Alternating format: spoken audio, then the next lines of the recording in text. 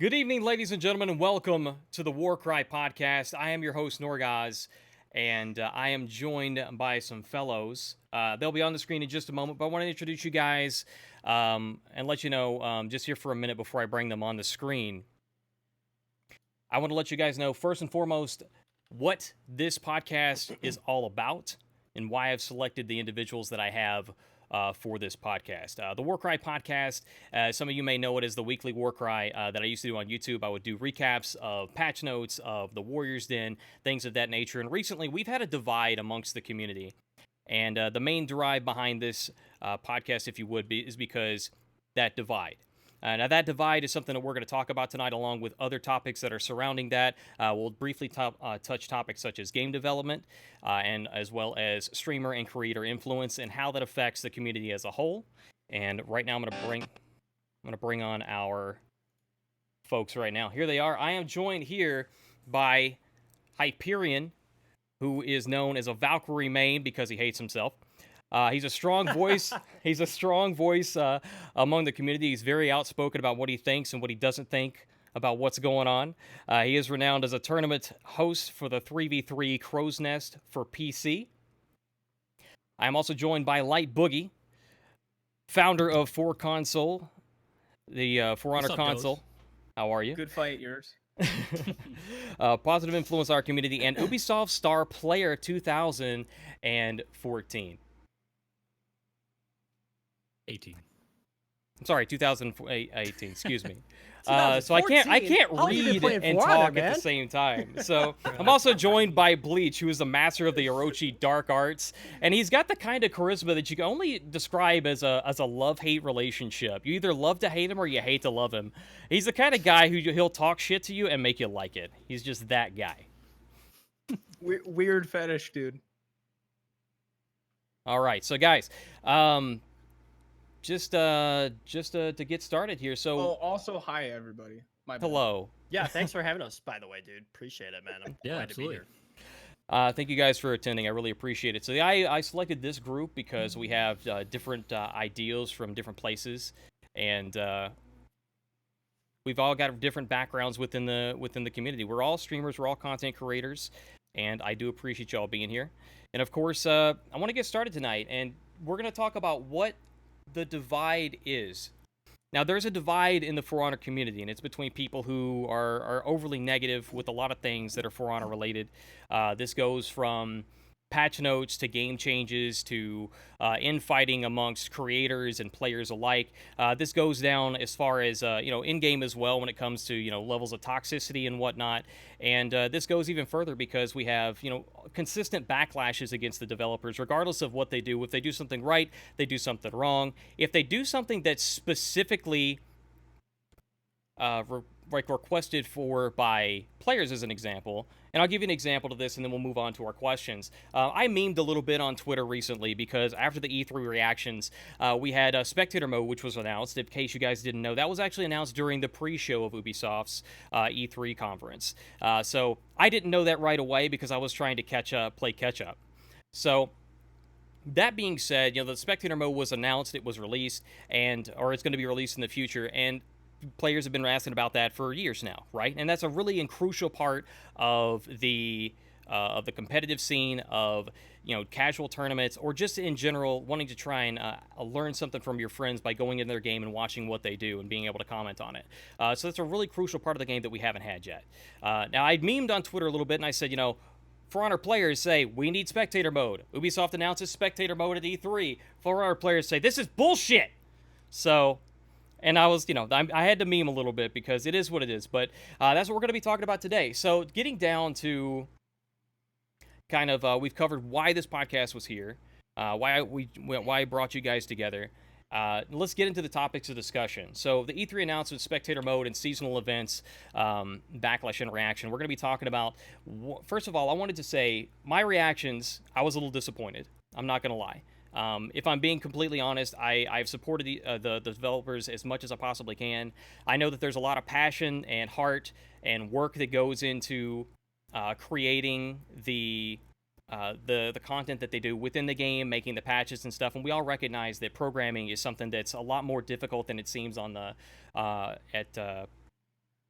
on the surface. That's the words I'm looking for on the surface. So I want to ask you guys, each of you individually, what are your thoughts on spectator mode and the seasonal event? We're gonna start with Bleach. Oh, that's weird. Okay, so all right, no, it's My fine. thoughts You're- exactly. You know what? It's Alright. okay. You could be our counter puncher, but I'm gonna throw you out there right away. Sure. I mean, when it comes to spectator mode, like, I think the fact that we're finally getting spectator mode is great.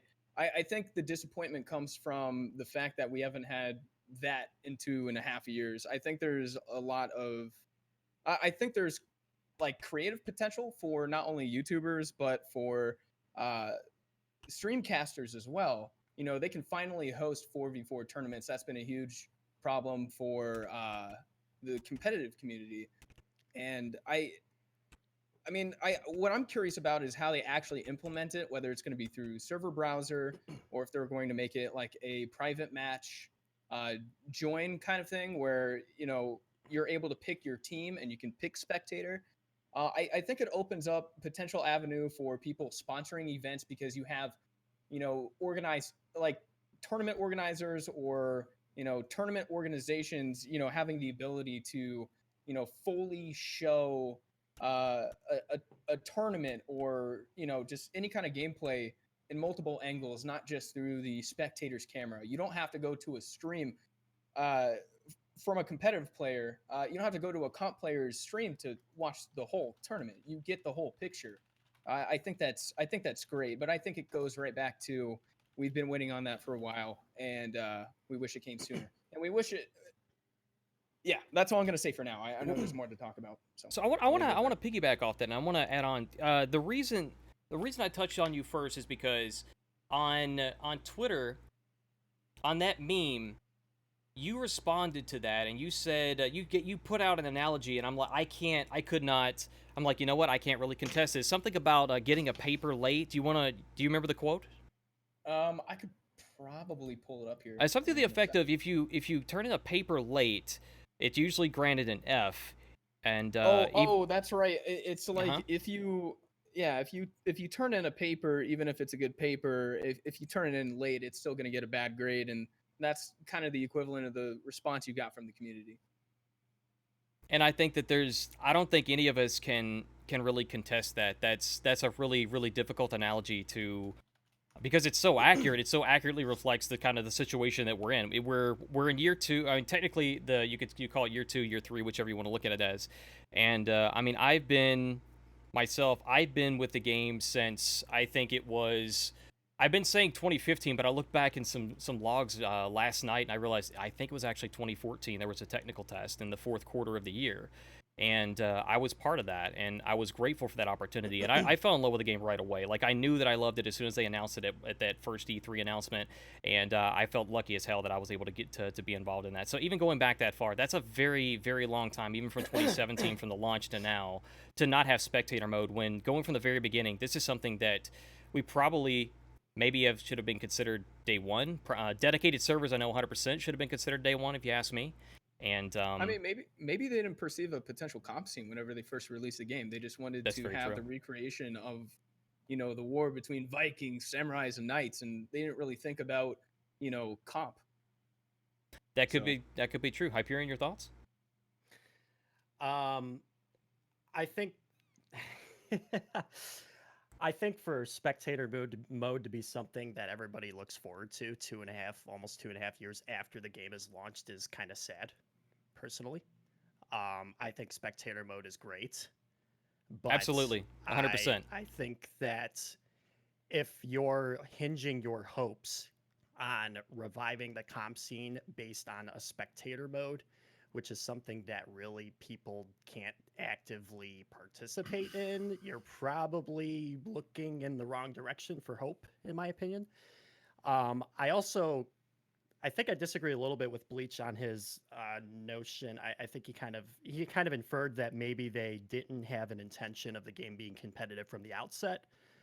I think it was really clear that they wanted the game to be competitive from the outset. I just think it failed. That's kind of my thoughts on it.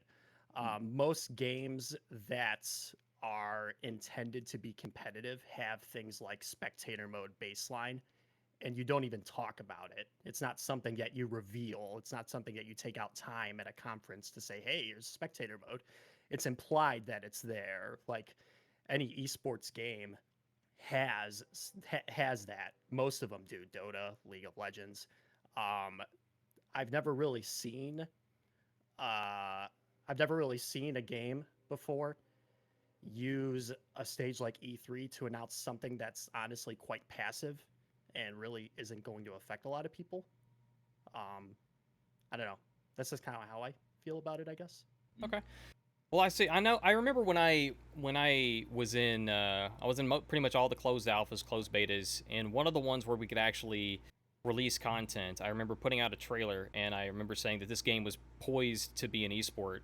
And I think I wouldn't be doing myself justice if I didn't say that too, because I really think that it is that they were preparing, or they were wanting to have this as an. I'm sure. I mean, who doesn't want their game to be an esport? It's a competitive game, right? So I think that maybe it just wasn't good planning, perhaps, To me, for it seems post-launch like leading up to, because of the, like, there was just peer-to-peer, there wasn't dedicated servers, despite a lot of people pushing for that. to me it seems like they're just trying to find something that would make some section of the community happy. I think spectator mode is is a responsive measure and not a proactive measure. It seems like you don't release spectator mode 2.5 games after the game launches, or 2.5 years after the game launches. Like, I just you just don't see that. You know what I mean? If the game was successful, it would have a spectator mode already because the demand for such a mode would be there, right? But the demand for the mode hasn't been there, and I would contend that it still isn't there. It may be there for a certain portion of the community, but the comp scene, I think the general consensus is not very large. Mm-hmm. So, in my opinion, there's certainly not enough demand from a return on investment standpoint to implement a spectator mode. To me, this seems like a move where we just want to do something that makes somebody happy. That's how I see it. I wanna sidestep here for a moment. I will not. We're not gonna be addressing chat very very directly, but there was one thing that was important enough that was said in chat that I want to address, and the question is: are we getting a Hammer Hero teaser in this stream? It's me, bitch. I'm just letting you know. I'm right here. You've had me the whole time. So let's go to LightBoogey. I want to get your take on this because you are you're the founder of For Honor Console. You have you are a tournament organizer. You have tournaments on primarily on PS4. And so, what do you got for us? I mean, the thing is, man, is that the meme has always been spectator mode. When we've been doing since season 1, not me personally, but just, and it needed to come. It was like, I know it took a while, but it was one of those things where, you know, they were alluding to it. We needed it because if you think about a tournament, the 1v1s that got old fast, 2v2s, the true comp players don't like it, even though it's kind of a good, like, a spectator tournament. It's a little bit more action packed than usual duels, kind of resident sleeper. But the minion is where the comp scene is at. So we've never had the ability to have a 4v4 tournament get like a proper presentation, a caster, you know, multiple perspectives, and you know it was just really needed. So I get what you guys are saying, that it's kind of like, you know, it's really serving to a small population, but they needed to do it. And the problem is that what they announced at E3 could have easily been a Warrior's Den. That's the reality of the situation, and that's why people are very distraught, because Exactly. an event mode and a spectator mode, that would have been probably one of the best Warriors in a while if they were like, hey, here's spectator mode. And the thing is too is that, you know, I get that it's probably a little too late, but we're still having tournaments pretty regularly. And there's a tournament this weekend. There's a 4v4 tournament this weekend on PC hosted by Strawberry, a longtime tournament organizer.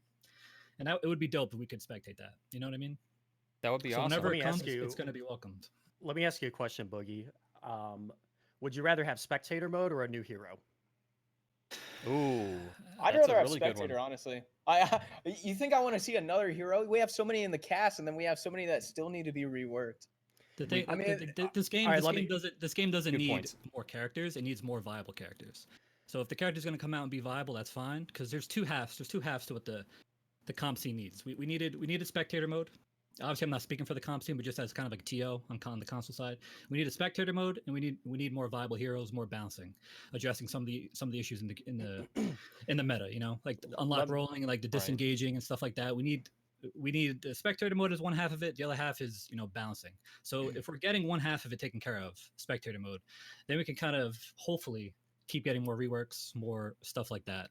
So the spectator mode is a huge need, and it's going to I get that it might not bring in people to the masses. It's not something you can play, but when they showed like the little clips of the spectator mode, like if they're the show that it was resigned to the pre-show, but if they showed that on the main stage, at the very least it would have been like, oh shit, like For Honor is still going on. There's going to be like people who are casual observers are like, oh, there's probably going to be some sort of tournament or something coming, because like Well- you're seeing like the pan zoom, you're seeing outlines and stuff. Like it looks pretty decent. You It know what looked. I mean? I So, think it did look pretty good at first look glance. I gotta say, I do agree 100% that that's something I didn't know that they announced it until I saw it on Twitter, because I didn't watch the entire pre-show. But I agree. I don't know why it was in just the pre-show and not in the actual E3 announcement reveal itself. So I gotta agree with you 100% on that. So Bleach, you look like you're chomping at the bit over here. Like, did we Oh my miss God. you? You want to bring? Wow, it's like we rehearsed that line. I mean, another thing I would have liked to have seen at E3, and this kind of goes outside the subject of spectator mode. What about the new character that's supposed to be popping up on the wake of the next season? Like that That's would have an- been great to have a teaser for that, but we didn't have jack shit. Like Yeah. that's weird to me. Also, It I did wanted ju- to I wanted to it- include another thought about spectator. Go for it. You know, I think while they're slowly progressing towards more character reworks and while they're going into character releases, like the mentality I think Ubisoft needs to have is, hey, we need more people, producing content. We need more people promoting our game. And I think getting people out there, I think spectators probably one of the better things they could have released, albeit being late. Again, like LightBoogey said, it's something that's absolutely needed.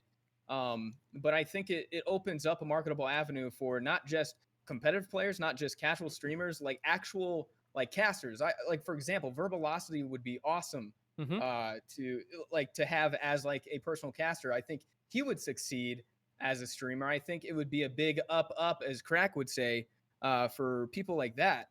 And again, it just loops back to having more promotion for the game, maybe getting more activity for not just For Honor, but also just comp, having Ubisoft look more at the comp scene if comp activity does go up from spectator mode being a thing. I mean, it's all kind of a big picture mentality that you have to have when you look at spectator, but like I don't know, there's a lot of potential from it. It just needs to happen.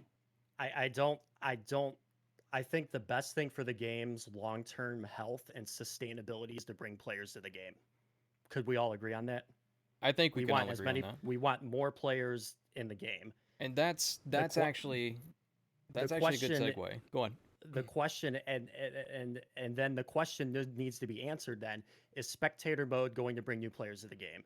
Is spectator mode going to bring returning players to the game? Is spectator mode going to bring people that hated season 1 and hated the balance and said half the roster's unplayable or the high level is boring or whatever their problem is with the game? Is spectator mode going to bring those people back? I don't think it is.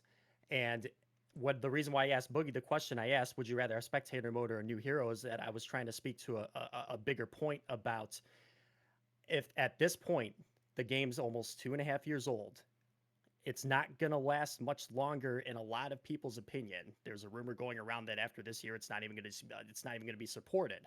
I don't know if that's true or not. Be that as it may, the player base has done nothing but dwindled since the launch of the game, both on Twitch as far as general interest is concerned and player base. I play the same 5 people in duels every single night, like legitimately. So the best thing for the long-term sustainability and long-term health of the game is to bring people back to the game. and bring new players to the game and make it exciting to them. I don't think spectator mode is something that somebody's going to say, holy crap, season 1 sucked ass, but dude, they got a spectator mode, so let's jump back into For Honor. Or if they do, I don't think they're going to stay back very long. So I think since you have a limited amount of time and a limited amount of resources, you need to allocate those resources where you're going to get the highest return on investment. In my opinion, the highest return on investment is bringing as many people back to the game or as many new players to the game as you can. I don't think spectator mode is going to be it. I just don't. Here's the thing about like the new heroes. Like I get it. Like it definitely not even just new hype. heroes. To be clear, No, like absolutely, game modes or whatever, right? But, Reworks but something. The like new content, like when it comes to new heroes and new maps, like you think about like all the seasons in year 1, like the new hero hype dies within a couple weeks. The flaws of the game are still there in terms of like the actual like meta and balance, and the new heroes bring a little bit of fresh air, but then people dip back out. So if we're talking about long term bringing players in, a new hero is not really going to do it either. The game just has to be as fun to play as possible. And I'm not the biggest streamer, but I have people in my chat, new people in my chat almost every night saying, hey, I just got the game on PS4 or something like that.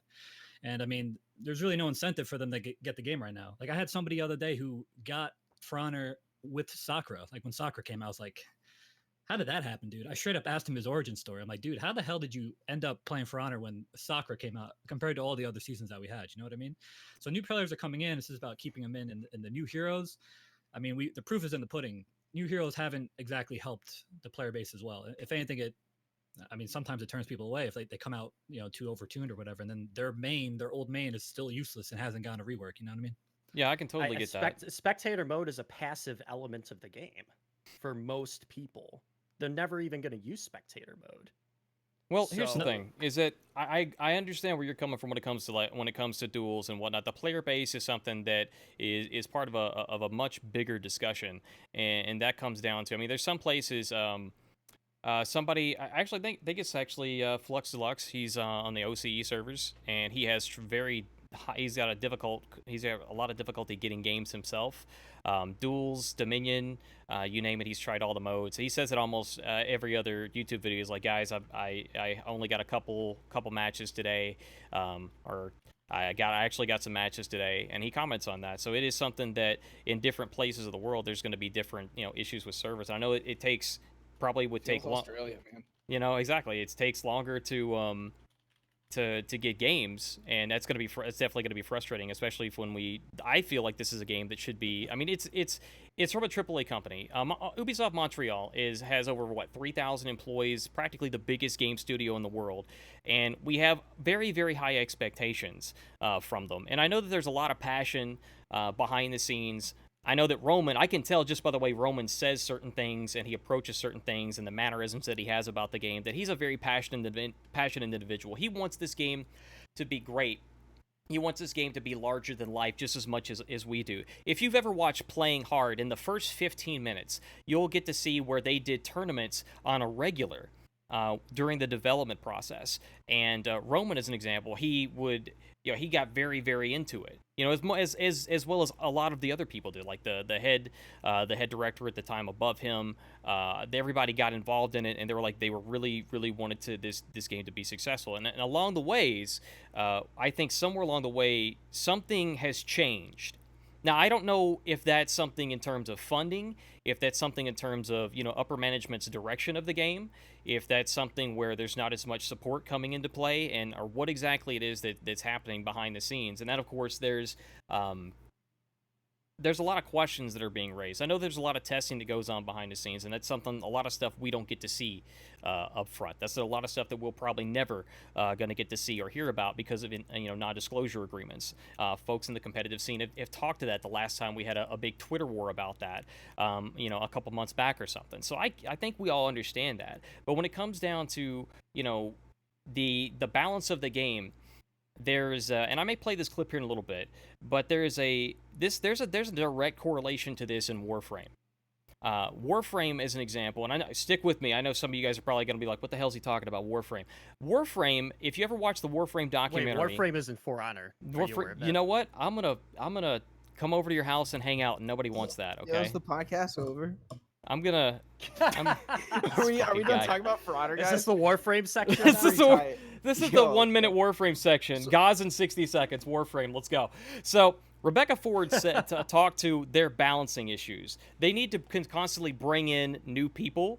They need to constantly balance what the game mechanics are, and they need to bring in new people by having new mechanics and stuff. They need to keep the people they have and bring the people back that left by putting in new stuff. But they also have to fix the things that have not been going right. And I think that there's a big correlation with that, with the way that was discussed in terms of For Honor. And I say that more, against the crowd that's really, really upset and negative and toxic against the developers, because yes, sometimes they're going to get it right, they're going to fucking nail it. Sometimes they're going to get it wrong and they're going to fail, and we're going to call them out for it. But there's a distinct difference between professional criticism and just undignified bullshit.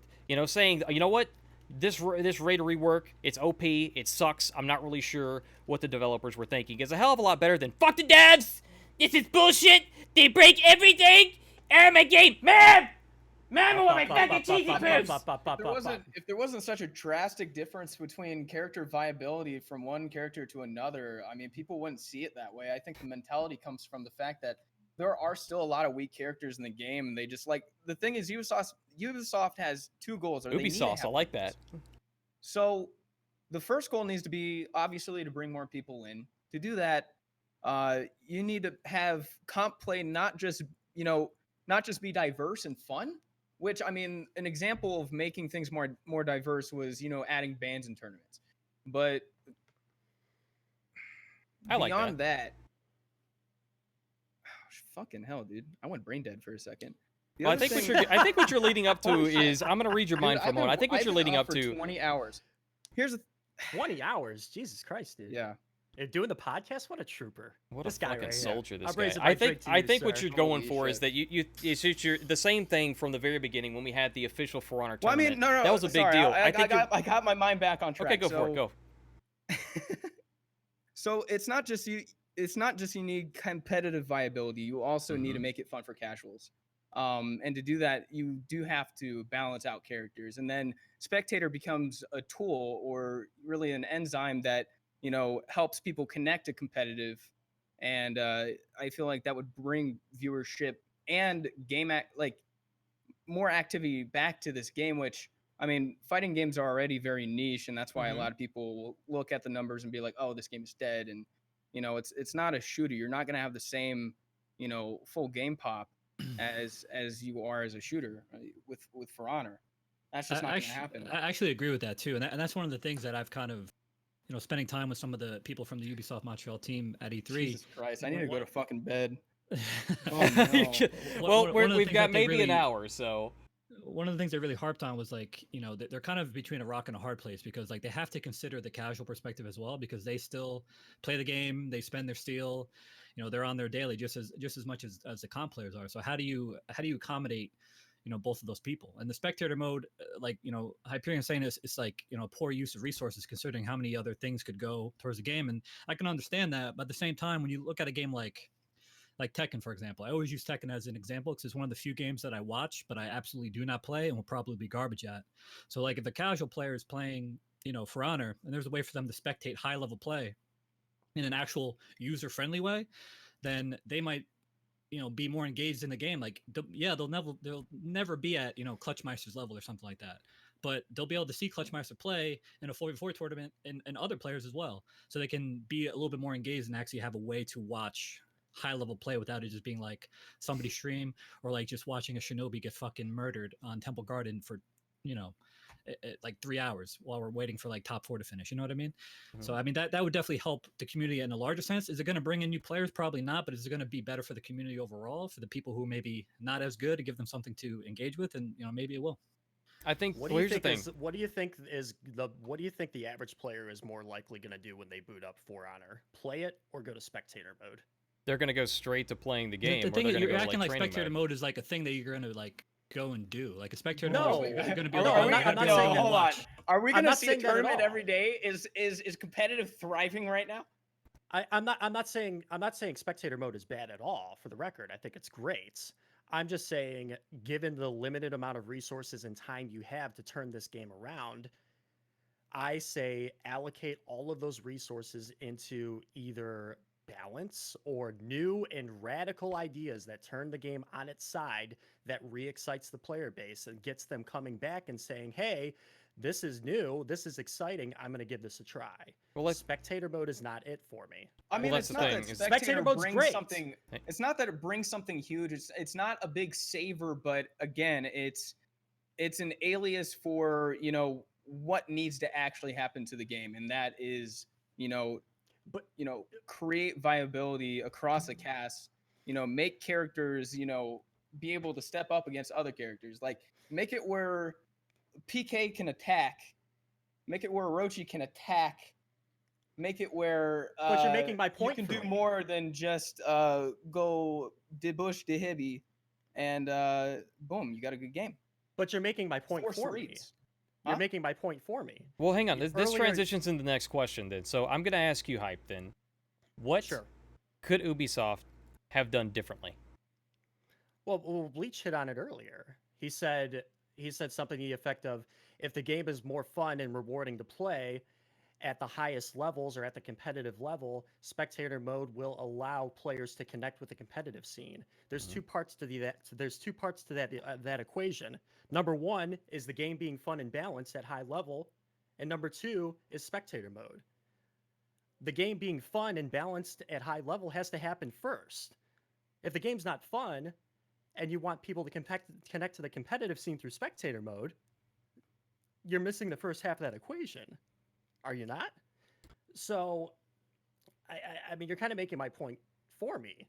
Mhm. I The- think. the way I see it is like the minion has like the most diversity in terms of heroes that are viable. Like 1v1, 2v2. For a while, you were seeing like Kensei and Nobushi, and then 1v1, you're seeing the same kind of like strong heroes. So at least 4v4, we've never had the ability to see that in action, other than somebody streaming scrims or streaming their perspective of a tournament. So you'll be able to see other heroes be viable with spectator mode. So we never had the ability to present 4v4 in like a user Twitch viewer friendly fashion before.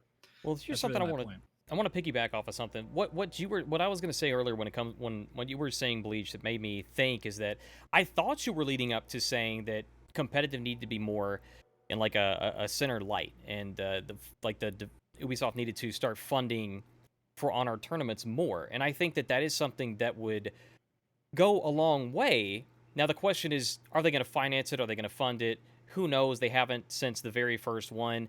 But I think that would go a long way to show that. And sometimes this is all psychology. I mean, everything we're talking about is they you wouldn't- can they think of wouldn't even have psychology. to If they were to actually support another official tournament, do you guys believe? Bleach, I'll give you this one. Do you believe that would go a long ways to say we are supporting this game, we have a plan, we're going for it, we're funding it, and do you think that players would respond to that? I mean, when it comes to For Honor sponsoring a tournament, that's not important as like I think if they were to implement proper changes to the game, fix balance, bring in spectator, make sure it's refined, but then having all those together, you would eventually have people that, besides Lord Dem, you would have people that would be able to actually sponsor events. But I don't know how all that works PR wise, but Yeah. I think other companies would see a game with a lot of potential, entertainment wise, and they'd say, hey, let's go ahead and fund these tournaments. Let's go in it. All right. But We're running a little long. Ubisoft, Go on. yeah, Ubisoft funding it on its own is not going to do anything. They just need to put everything in the right place. All right. Hey, guys, I We're think you running a should little. plan on this podcast being a lot longer than you intended. Well, I Just said saying. 90 minutes to an hour, so we're still kind of on track. We're running a little bit longer in this segment than I'd like to. So what I'm going to do is I'm going to give I want final thoughts, and I'm going to give final thoughts to Boogie. One in regards to spectator mode, seasonal event, the backlash, what was Boogie. warranted and what wasn't, and why Bring it it was so home, Boogie. why it was so negatively received, and what Ubisoft could have done differently as a whole What are your thoughts on this? Because you brought us a lot of really good feedback on this so far, from a tournament's perspective, from a content creator's perspective, and from a player's perspective. In regards to, you talked heroes, you talked tournaments, you've talked about just about everything is like the whole kit and caboodle. So why don't you go ahead and finish this off on this segment here? What are your last thoughts? I don't know. It's tough, man. Because like I said, everything that was announced at E3 could have been awarded. So right there, people are disappointed. Hey, And Boogie. rightly Hey, so. Boogie. Really quick, I'll let you finish your point, but you're kind of cutting out. So I swear to we're losing God, the I ends of thought your this was going to be a sentences. moment where I was like, I'm going to let you finish, but Beyonce had the best, stuff of the year. You know what I'm saying? I almost got I swear to Kanye God, by I thought you were Hyperion, bro. getting ready to fuck with us. I Here, almost man, got I'm gonna let you Kanye. finish, but Cardi go- B go ahead, got restart. charged with a felony. You Go. guys think better now or no? Jesus. She's making money. She's making money moves, dude. She's So, making yeah, you were money cutting out though, moves. so Can you I didn't hear want me now, people though? to miss. I mean, I can hear you now, but I didn't want people to miss what you were. There was one. There was Hey, like one. Hyperion, thanks a lot, buddy. I appreciate you, man. Hey, I got your back, man. GNTs are on me next time. Go. Oh man, I got. No, but like I said, it could have been a Warriors Den. What was announced at E3, it could easily just been a Warriors Den. So I understand why people are upset about it. But at the same time, it's like I don't really know where the expectations came that we're going to get like a Marching Fire 2 type situation. Because if you look at Yeah, the hang on a roadmap- second. Yeah, allegedly, might have allegedly been charged with a felony just to keep us legal. Go, please continue. Ah, yeah, I don't want it Jesus coming Christ. after us. Yeah. Yeah, the producers, Martinez, I got was in my just- ear right now. Thanks, I was Martinez. just quoting song lyrics. I didn't do shit. Please continue, Boogie. I'm sorry. Kind of lost my train of thought. What was I saying, man? This is what happens when you're an asshole of a host. No, but like I just understand where the expectations come from as well. Like, you know, you didn't really have to be too dialed into like what's going on like week to week. Like you don't need to watch the Warriors Den every week to know that like there's a very slim chance we're gonna get something surprising at the C3 from For Honor, because you know we're halfway through year 3. We have 2 more heroes coming, so with 2 more heroes already in the queue, what else is there that they could wow us with? It's not another expansion. It's not another hero. I think Spectator Mode was pretty decent in terms of like wow, like this is something, but that was also resigned to the pre-show. They had to make a call, like what's going to be more of a bigger pop? Is it going to be like some cool looking like weird trailer with a samurai like killing a bunch of Vikings, or like a really bizarre like meme Spectator Mode announcement? I'm kind of glad they went with the event mode. You know, event mode doesn't get me hyped, but you know, I can understand where people are a little upset. But again, the expectations, like I don't know how you were like semi-aware of where year 3 was and be like, oh, we're gonna get something crazy at E3. Because I mean, think about how they led up to Marching Fire at E3. Like we got like a little teaser That was a trailer. big They were deal. like really pushing it and saying that we're going to like, you know, we were like expecting something big from last year's E3. This year E3, they really weren't even really saying anything. So I just think expectations got out of whack, and maybe Ubisoft should probably take a little bit more responsibility there. But at the same time, I'm trying to think back, like what were they really doing that got people excited? Like we got Mike doing like a nice little like 1-to-1 shot on the Warriors Den saying, oh hey, we're gonna be at E3, like a nice little meme there. Like Luke kind of mentioned it on Twitter. Like there wasn't anything like big like Marching Fire that would like have gotten people really gassed up and then deflated when we actually got just like an event trailer as well. And if you look at all the E3 too, like I mean Rainbow Six Siege, they got a trailer for an operator that was already out at E3. You know, Assassin's Creed, a big Ubisoft title, that was designed to the pre-show as well. They have like a new create a quest or some bullshit, and that was just a pre-show thing. That's one of their biggest games. Didn't even make the main stage. For Honor was not the only like, you know, thumbs down type of presentation at Ubisoft. This whole E3 was kind of just like you know, whatever, because the industry's at a weird spot right now.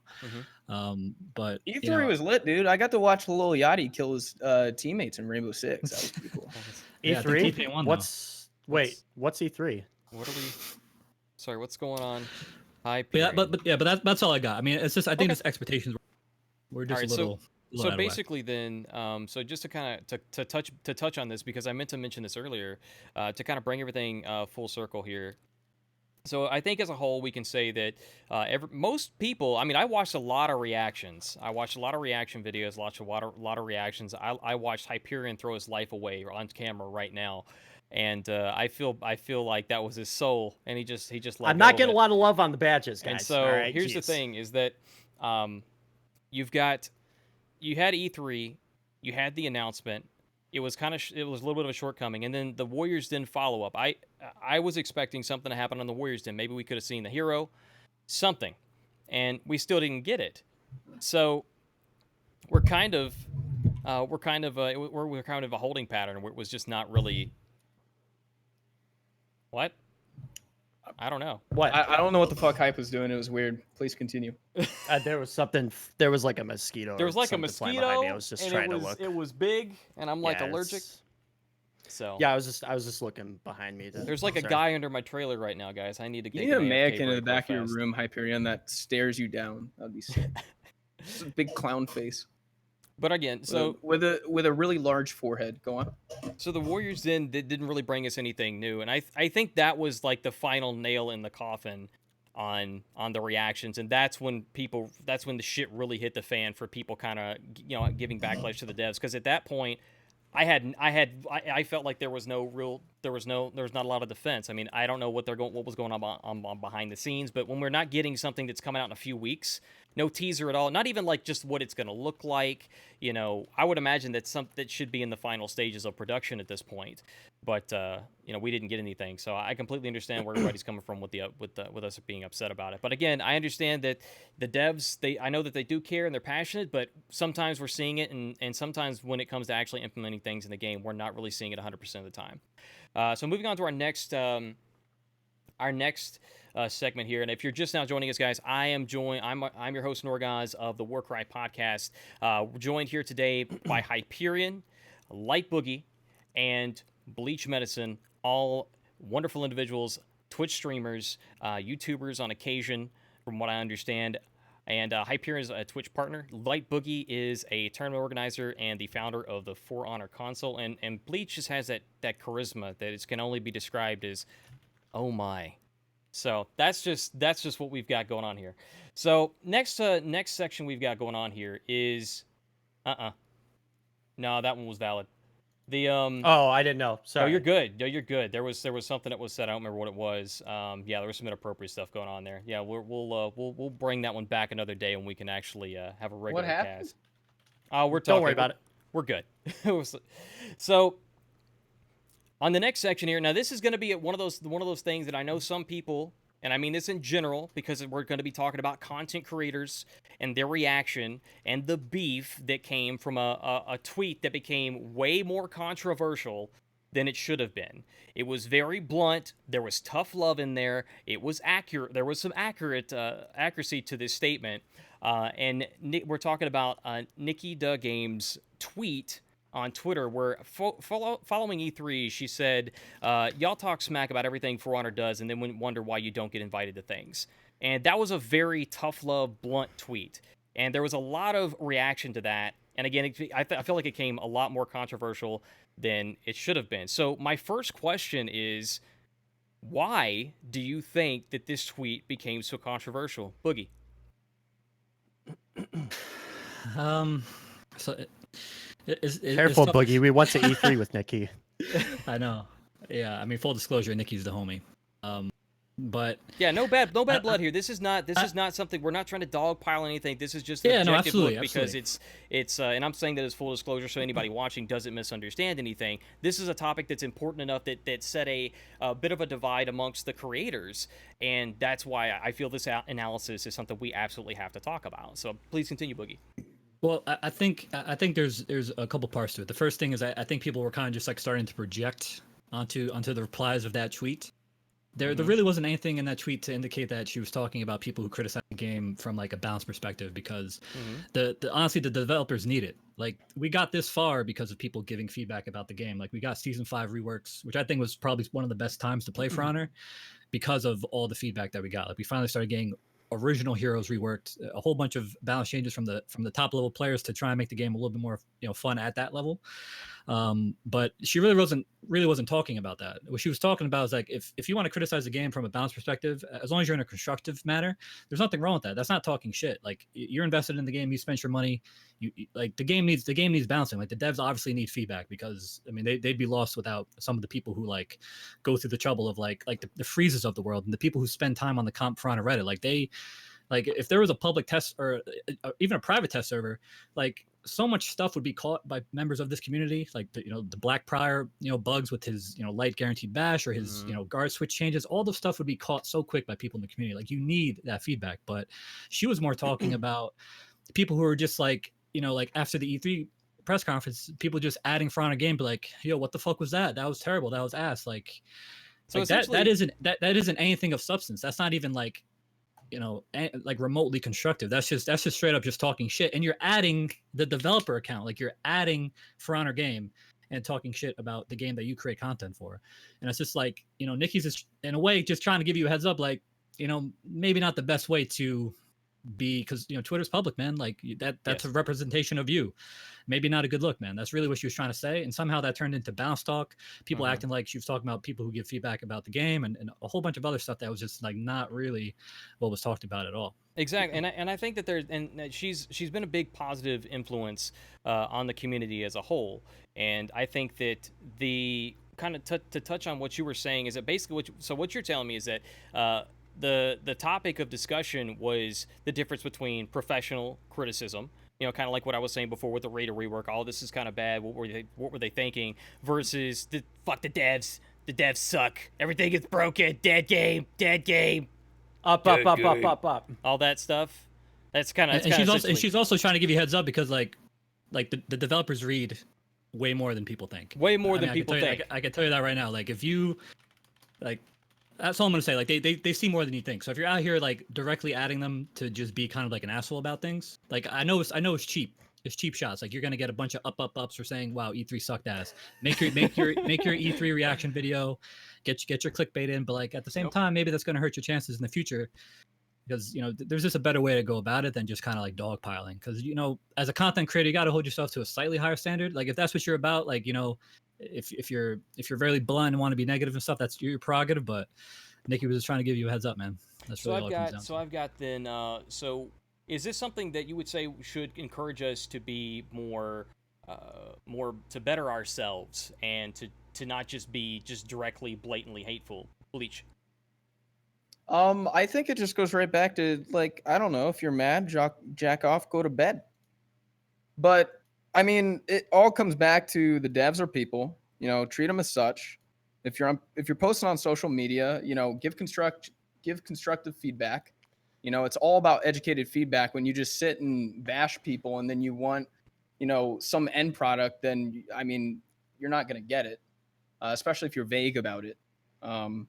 I don't know. I think that's just a really simple subject. Nikki, initially, like just with the post, the way it was worded, it was a little vague, but I mean, it just goes right back to that, People could have interpreted. Treat people right. Last year, honestly, I was really bad about shit talking, devs and saying, fuck this game, the devs aren't doing anything right. And one thing you also have to consider too is like a lot of the devs that you see on dev streams, for example, like you tell them something, what the fuck are they going to do? That they're promoters. They're there for PR. They're not going to go hop on their computer right now and fix it for you. No, that's like, hey, thanks, buddy. And they're going to move on. If you have actual constructive criticism, if you have like something logical, like if you're like, I don't know, actual feedback, they will bring that back to, the proper people. Like, hey, here's something we can do. Here's how we can do that. But other than that, just being a dick, that's a big down.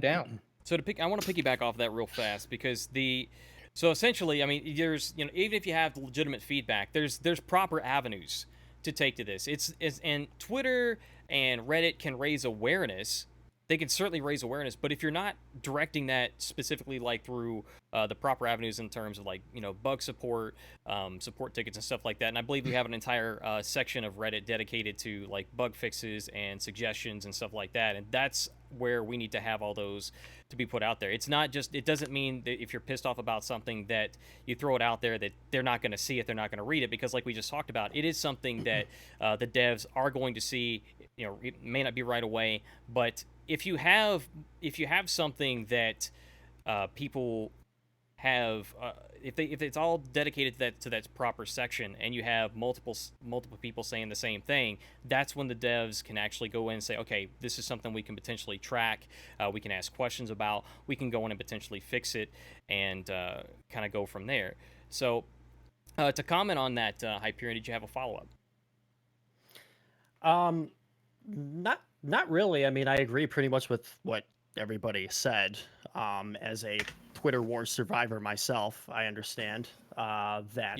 Did you get a shirt for that? Yeah, the medal is actually being mailed to me. Along right with the now. T-shirt that says "I'm a victim." Okay. Yes, actually. Yeah, that's actually coming that was a 2 weeks social from ostracism. now. I actually was My being- my Amazon Prime ran out on that one. So I think that they hit the nail on the head, really. I mean, I don't really have anything else to add to that. I mean, it was a great tweet, and I think that's why I think on social media, when you write a good tweet, you're bound to get some people that hate on it, because I think everybody just wants to pile on.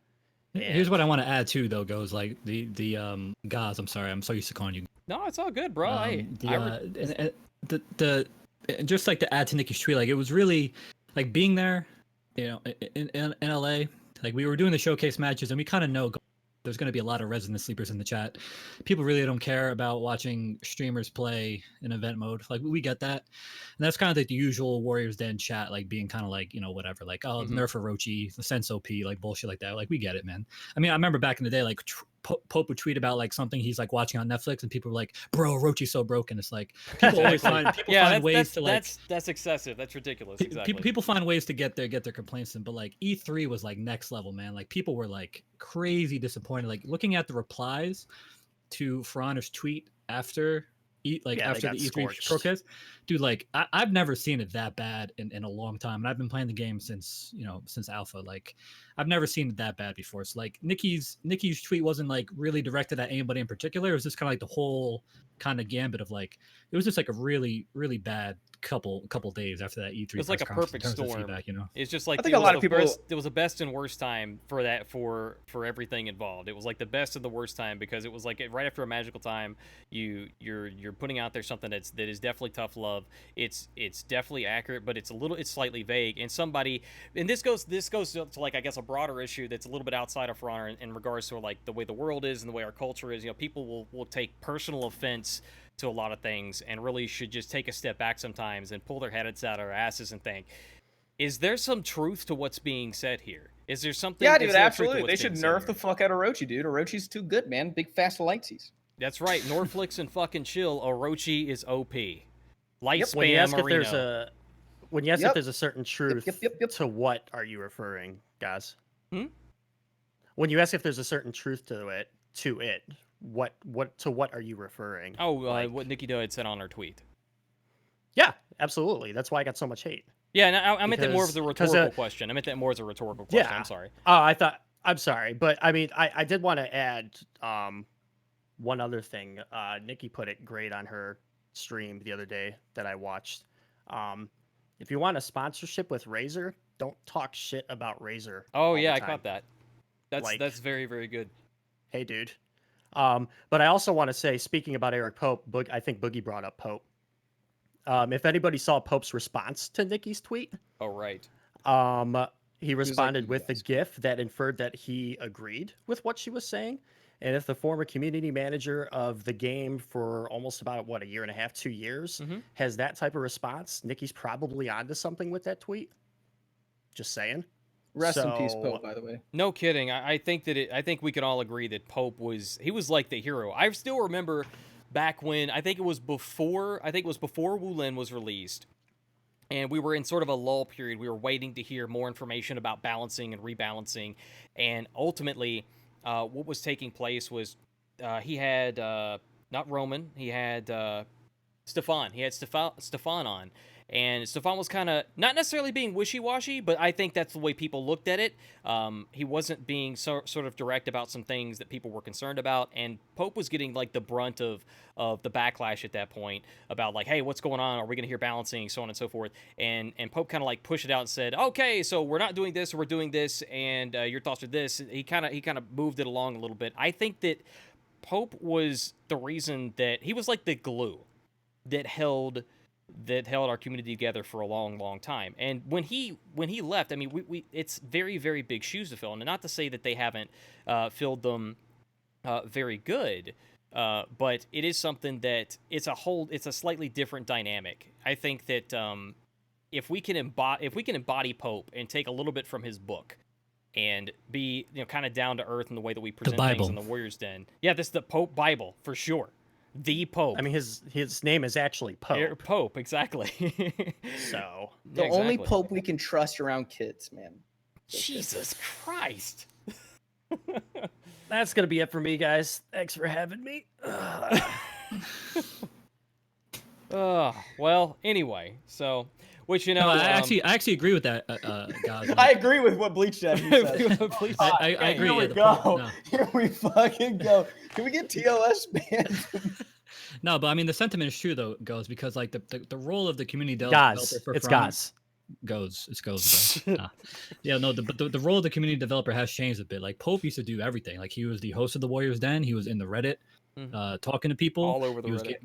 gathering the feedback for when it was time for questions and stuff. He was on Twitter being active. Like he did the whole gamut. And they kind of, I mean, I don't know what they do internally, but they've kind of spread around his duties. Like Luke hosts the Warriors Den, and now you have Michael as well. And Justin Kruger came over from Rainbow Six, which which I thought was a huge deal because Rainbow Six is a way more esports oriented game, and obviously has a much bigger community. So I mean, he was that's a pretty big get. But at the same time, like we don't see Justin as much as we used to see Pope. Like we just don't. Like he's a little bit more behind the scenes. So I totally agree that Pope was in many ways the glue for a lot of people because he got the memes. Like he was able to relate with the some of the tired memes of the For Honor subreddit, but also he would reach out to the competitive players as well, and he was there doing the workshops with them. Like he would be that guy, like the point person for all that stuff. And now like we've kind of had it spread apart with a bunch of different people who are all great, by the way. Like they're all great, but we don't have that singular focus anymore for the community thing. And I mean, and again, like, and just to go back to some of the criticism from E3, like people have every right. Like E3 is a big deal. Like it's it's like the video game Super Bowl in a lot of ways, where like the big things get announced, like all the developers come out, fucking Keanu Reeves is out on stage. But overall, E3 was kind of just a down year. It's just a weird time. So I get, but like if people were upset, like you're justified because E3 has big expectations. Like there's nothing wrong with that. But at the same time, like the writing was just also kind of on the wall in a lot of ways. Okay, so what I would say then, we've got, so we've been talking about the content creator reactions. There is one, okay, so I want to bring this up here. As part of our discussion, do I want to bring this up? We're going to bring it up. We're going to bring this up. So a friend of mine is in reaction to this, to Nikki's tweet. It was, I think it was in response to that. It's pretty clear to me that's the way this was. Mr. Carr, on an independent tweet, not a reply, had said, "I don't need a game developer to approve of my streams or opinions. I stream the content I would want to watch. I like my content. There's a small number of people who also enjoy my content. If that group includes devs, great. If not, okay. At least I was me the whole way through." Now, I gotta say that is something that I can definitely respect. I can respect the authenticity. Where I don't 100% agree with Mr. Kyle. He's a fellow content creator. I would consider him a friend. That I don't necessarily agree with the entire approach of it at the same time, because, and I want to get your guys' take on this, is that this kind of goes slightly against, I think, what Nikki was trying to infer. And what I understand is that, basically, just be a good person and don't just be trashy and shit. And Mr. Kyle's not. But at some point, if that's the stance you're taking, to me, as a game developer, when I kind of read that, and I know that I take it as a response to a different tweet, I kind of think I may want to take a little closer look at this content and say, is this something we really want to follow or not? And is this a good representation of the community? And I think Mr. Kyle's fine, but that's what I infer from that. I mean, I think it's a fair response to a post that was already in type, rather vague about, that subject. It's like, he's gonna have feedback. He's going to, give the response he wants to give, even so long as it's professional. I'm sure. I don't think Mr. Kyle is the kind of guy to shit on a dev. I just think he was just replying to the tweet in a logical way, and it got misinterpreted from Nikki's actual intentions of the post itself. That's about as simple as that. Yeah. Anybody want to cross-reference? I don't personally have a problem with what Mr. Kyle said.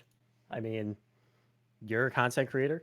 If you want to create the type of content you want to create, go for it. But if you are expecting something in return from the game you play or some type of sponsorship, you're going to have to go about things a little bit differently.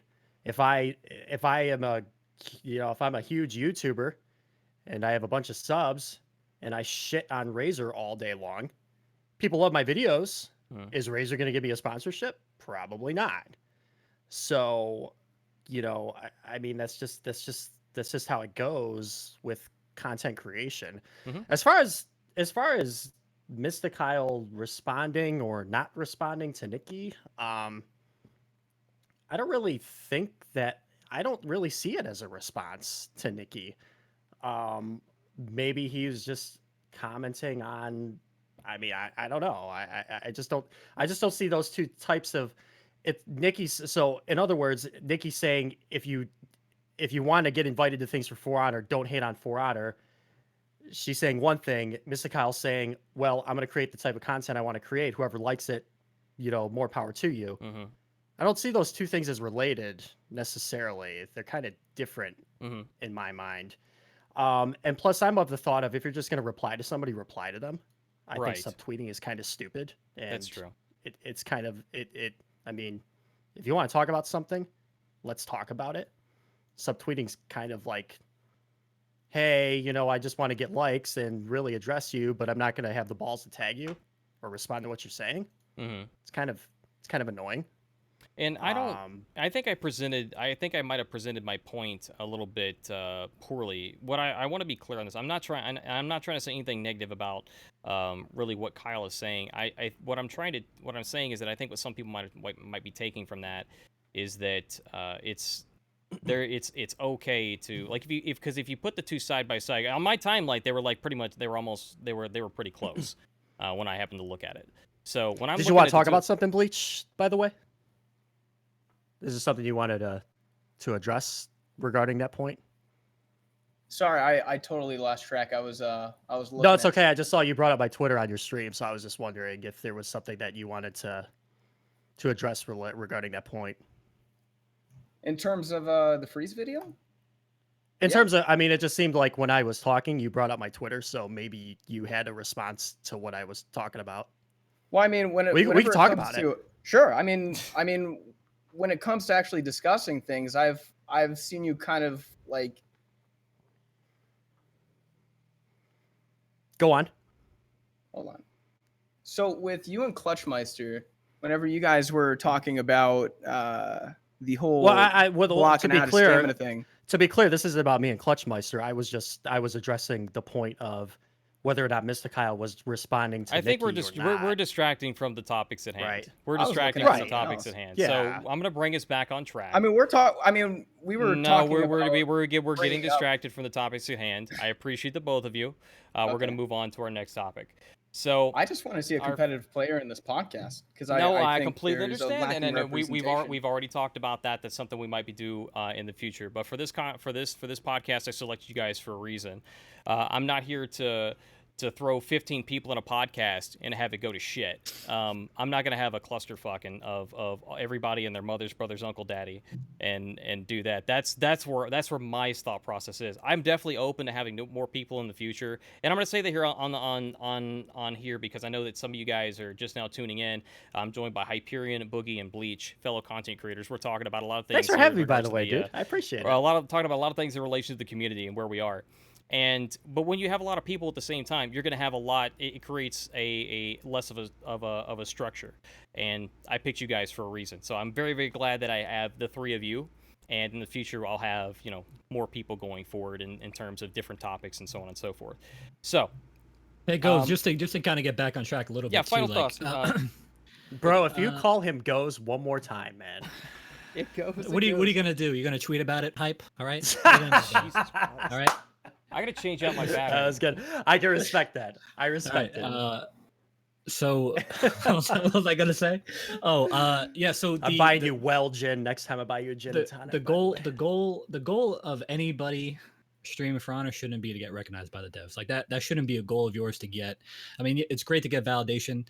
I certainly feel blessed. Like I still can't believe I was even at E3. But if your goal, like your goal shouldn't be to get recognized or even sponsored. Right? We're not even if we're not talking about devs. Like you guys brought up the Razer analogy. Like, shouldn't really be your goal. You should be doing content creation because you love it. I think that's what Mr. Kyle was kind of bringing up with his response. Like it was definitely talking about Nikki's tweet. I think that's obvious. I do think he was projecting a little bit because like I just think the plot got kind of lost with all that because like, yeah, I mean, you know, it kind of seemed like the reason if he felt compelled to make that tweet, then maybe he, I don't want to say felt guilty, but maybe, you know, there's something, maybe he did do some of the things I was hoping we were going to go that maybe, direction with it, but I see where you're coming from. Like maybe he added for honor and talked some shit or something. And he felt like Nikki was talking about him in that subtweet.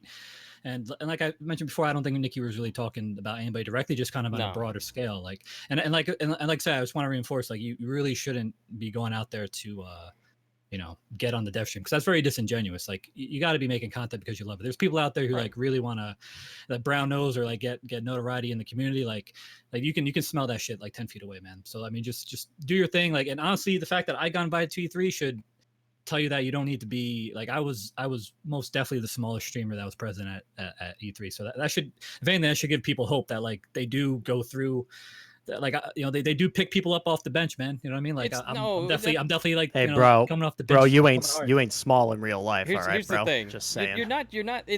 There's. I don't like that mentality because let's be realistic, okay? Everybody who went to E3 in their own way was larger than life. Okay, each and every one of you little bastards are gonna have to accept this from right now from me. So each and every one of you guys, in your own way, was larger than life. I think Boogie's the tallest one of us, by the way. You know what I'm saying? So I think let's just give respect where respect is due. But moving on, so to wrap all of that up here, so I think we're all pretty much on the same page. We pretty much closed that out. I'm gonna move on to the next segment, which we started to touch on kind of earlier. And that was, you know, as in my opening monologue to this, I did mention that there was a bit of a we're actually gonna go a little bit further ahead here, and I want to ask this question here is in regards to content creation, and there was a little bit of a divide. We just addressed that. To piggyback off this, so would you guys say that? Although that content creators, you definitely want to be genuine. You shouldn't be in it just to win it. In terms of if you just want to get to star player or be to, you know, be on the Warriors Den or whatever it is in terms of Ubisoft, in relation to them. But would you say that content creators do have a responsibility to uphold with their content in terms of how they're presenting it to viewers? No. They can make whatever content they want. Just like Mr. Kyle said. If you like their content, you can watch it. If you don't like it, there's 3 million other broadcasters in the on Twitch. So aside, I will say the one caveat is don't break TOS. Other than that, create whatever the hell you want. All right. And then should creators focus their content in order to appease the masses then? Same answer, right? Are you asking me or all of you? Somebody else? All of you. Whoever wants to take it, I can keep going. Or I mean, I think it kind of like depends on what kind of entertainer you are. Like, are you someone like Daddy Law that likes to entertain your audience? Are you someone who has feedback for balance? And I think if you are someone who does have feedback for balance, I think you need to be, you know, well-informed, well-prepared. I think a good example, and look, I really don't care because if I get banned, whatever, but a good example of this would be like True Talent had a lot of feedback for, you know, for game balance. And there was a lot of things he said that were very controversial amongst the competitive community. I think when you represent yourself as someone who is a comp player, for example, and you don't have your information, and you can't really back it up as a comp player, then you're doing a disservice to the comp community. You're by misinforming a lot of people that may be getting into the game or who are eventually going to turn around and spit back that information they heard from a streamer who really doesn't have, you know, that capacity of information and, I mean, really overall skill, really. Like, I think if you're a competitive player and you stay well informed, you know, check your facts. You can give feedback, but I think when you're a big influencer, you have to be careful with that. Mhm. I think one of the big problems that the competitive community has with some casual streamers is that there are times where they see like people going into streams and being heavily misinformed Mhm. about character balance, and like people were taking True Talent's word as the gospel. Ward and shoulder barge 50-50, done like it should go. Valk sweep, maybe it should go. Punches getting crazy, by the way, should go. Pretty good impression. That's not bad. But I don't want to like.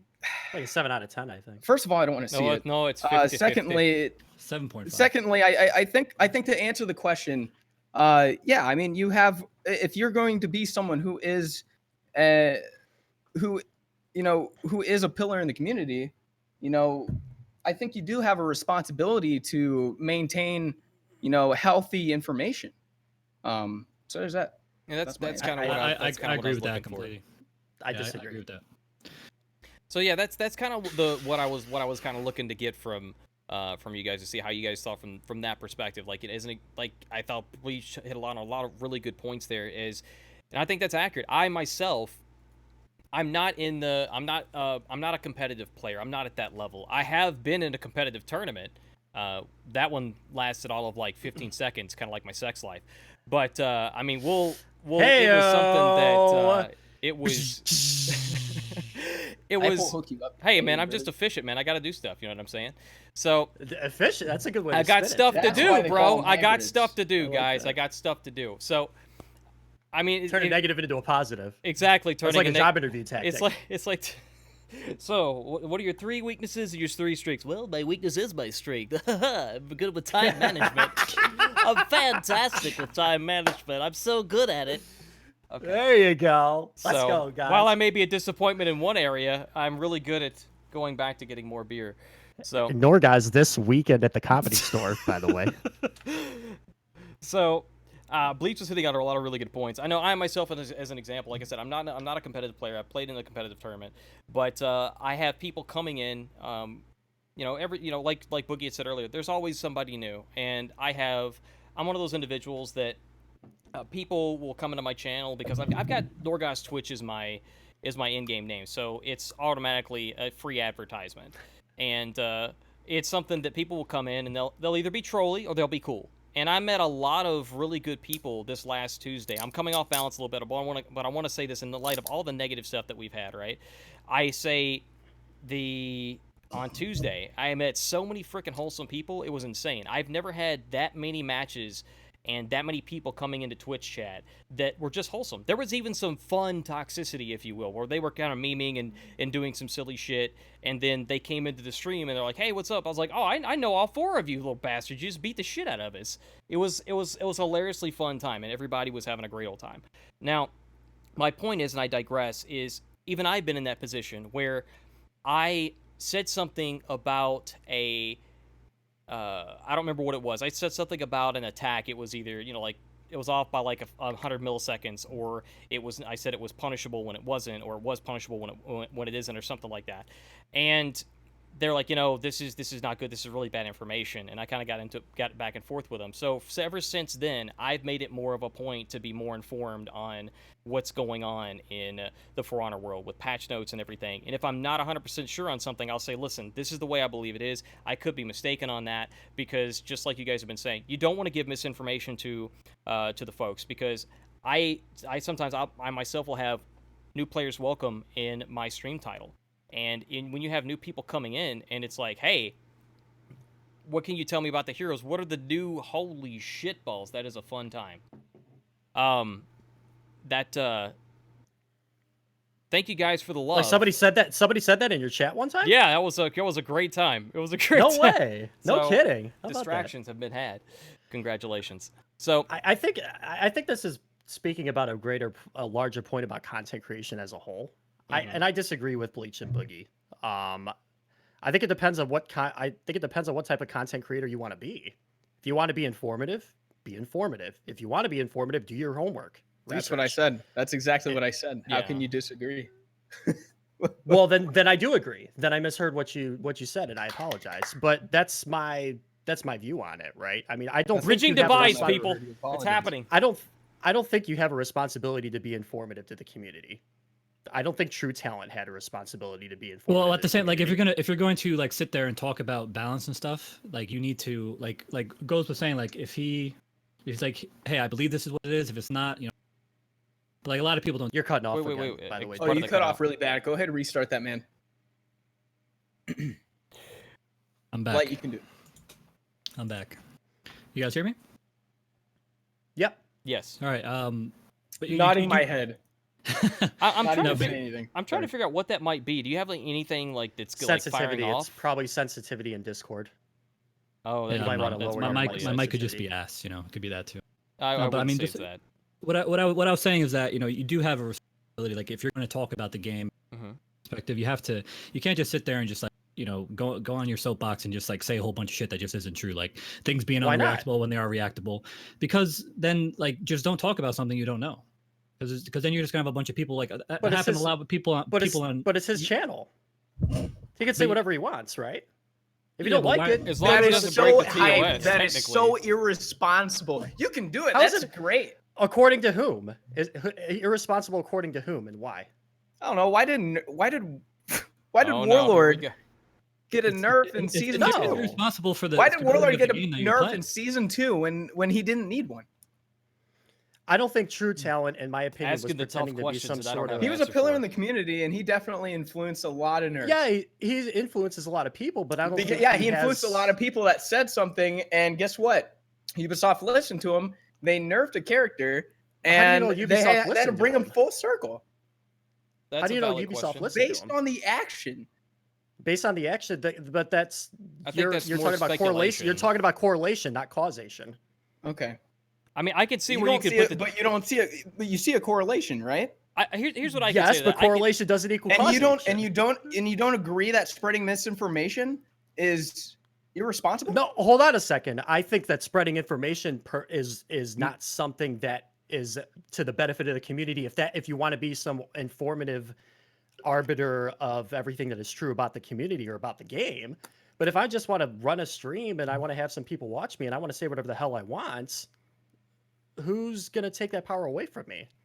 You can say whatever you want, but you can't also pretend to be like a thought leader in the community. But I I don't think- think I I think but I I can don't kinda think see he where I this don't think is- he but I don't think he wanted to be a thought leader of the community. He just But had he an did opinion. though, because he was plays a- a lot of fighting games and he wants to talk about balancing and what things are broken, what's not, and how to make For Honor a better game. If you're gonna say, and he has opinions, and he has That's opinions, fine, albeit uninformed opinions. but But, it has to- it's it has up to to come the from an- viewer. it has to come from an informed place, and like a lot of It people who is- might not understand the game at a competitive level will take what he's saying and extrapolate that, and then they'll never fact check it. You'll have A people on casual- Reddit saying the same Yeah, a thing. casual I player is not disagree. going to understand that that's misinformation. They're going to take it as gospel, and then Then all of a that's on sudden the you see- player.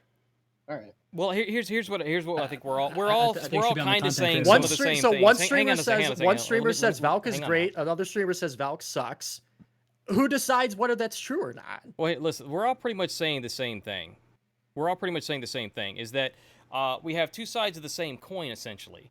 Is that we all believe, I think we can all agree, that if you're going to give, if you're seen as an authority on competitive, on hero balancing, on things of that nature, if you're seen as an authority, or you want to be seen as an authority that way, that if you're giving out information about the heroes, that you should be accurate when you discuss them. So discuss this. I Can agree we with agree to that. that? I agree with that. We all agree to that?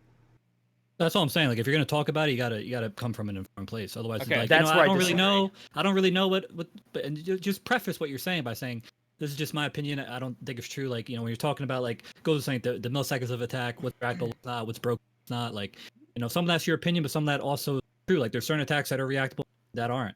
So some people are saying that, like, you know, like an Orochi neutral light is unreactable. That's just not true. People complaining about light span being a problem. That's just not true. You know, there's ways to, like, you don't have to be an encyclopedia, because I'm certainly not either. Like, you read the responses in some of these like competitive For Honor threads, people talk about the milliseconds and all this nitty gritty stuff that your average player is not going to know. You don't need to know that knowledge, but you just need to be able to, if you're going to speak about the game, You just have to have a certain responsibility to be as informed as possible, or else just don't talk about that. Just enjoy the game, make different kind of content. Here's another I love scenario. you, Boogie. I love you, man. I just disagree, though, man. I'm sorry. Here's another. We can agree to I'm just saying disagree. my point. I still Yeah, love absolutely, you, dude. man. Let me throw the other Absolutely. side of the coin in here. Let me see if I can bring everybody together on this. Okay, so just to reiterate this. So I've discussed so far that if you're gonna be an authority on things, that you should give accurate information about the heroes if that's what you're feeling you're an authority on. However, Yes. if you're somebody that's an entertainer and you're giving your opinion on something, Boogie literally just said what I was going to say, is that that you should preface what you're saying and make it very clear that these are my opinions about this. And I think the disconnect is that True, as well as some other people, maybe didn't do a good job. Now I don't remember everything that he said. I didn't follow him as closely. Now I'm saying in these situations that there's a lot of what ifs here. Is that this random streamer that we're talking about this in question doesn't necessarily have to be true, but in the situation is if somebody's saying that they're giving an opinion, I think there's nothing wrong with an opinion as long as they're making it very, very clear that they're giving an opinion on their thoughts. Now, they could be wrong as much as they want to, and people can listen to that, but as an influencer, it is something that's going to influence people's minds regardless of where... Can we all agree to that? That it is something that is going to influence people's minds, and even if you're giving an opinion, even if you're giving an opinion, you make it very, very clear that you are giving an opinion. I'd say especially, and whenever True Talent, and at the time, True Talent, especially when were a pillar of the community, and when you're one of the streams that had the highest viewership, which was like 1,000, maybe 2,000 viewers. I would whenever say he was 1,500 on average, maybe. So yeah, right there. Something like that. Yeah. Yeah, and another thing I wanted to add too, he didn't just talk poorly about balance. He also ripped on competitive players as well. And this is one of the only games this is one of the only games I know, and there are clips. This is one of the only games I know that the casual community completely shits on competitive players baselessly. And I think it comes right back to is competitive play or optimal play, is it fun? A lot of people express their dislike. I think Daddy Law is a good example.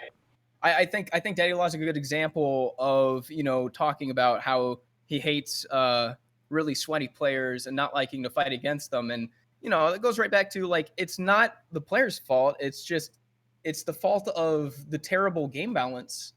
But it's not a reason to hate the player. But the audience sees that and they see, okay, this guy's playing optimally. He's a dick. Fuck him. And whenever True Talent, ripped on comp players, they would go over. They would go to Reddit and they'd say, "I hate this. I hate Score and the boys. I hate them. Score gang. No, I hate ganks. Dishonorable. Brawl should be played in 1v1v1v1. Oh my god, are you serious? Please tell me that it's dishonorable. I'm not should really big into instill Reddit, moral so code in a game mode. I think it's up to the viewer to take what they are saying and decide whether to accept that as fact or not. Absolutely, but I mean, say a bunch of stuff on my stream. We all say a bunch of stuff on our streams. If I say this thing and a bunch of people do whatever they want with that information, that's on them. That's not on the streamer. Sure, but it also, I mean, for new players and people that don't know any better, that instills a poor mentality, a poor mindset of how things actually are. And But and people that's have why minds of their own. and that's why with the season 2 tournament, people bitched about Unlock Tech and how Alernicin stole $10,000 and people ripped on competitive players when really it was the balance of the game. And by the way, Alernicin wasn't the only person Unlock Teching. It was pretty much everybody there because that was the only way to make certain characters viable. So it to be was clear, really the gameplay they didn't like, but they ripped on players. To be clear, are you blaming True Talent for that? I mean, he was an influencer, right? Well, of course he's an influencer, but and he had a terrible mentality. In my opinion, it's up to me whether or not I'm influenced. If I see you as an influencer, I'm the one being influenced. This guy out here can say whatever the hell he wants. But still, what you're saying is irresponsible, right? Say that again. I'm sorry.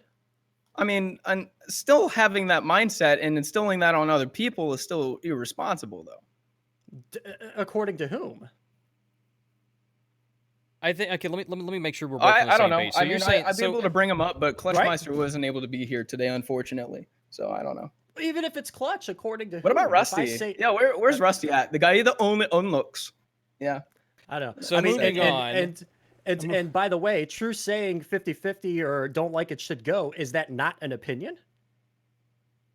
A very baseless opinion that But a it's lot an of people opinion. took for fact, and then we saw a correlation of things being implemented where Warlord's headbutt got slowed down.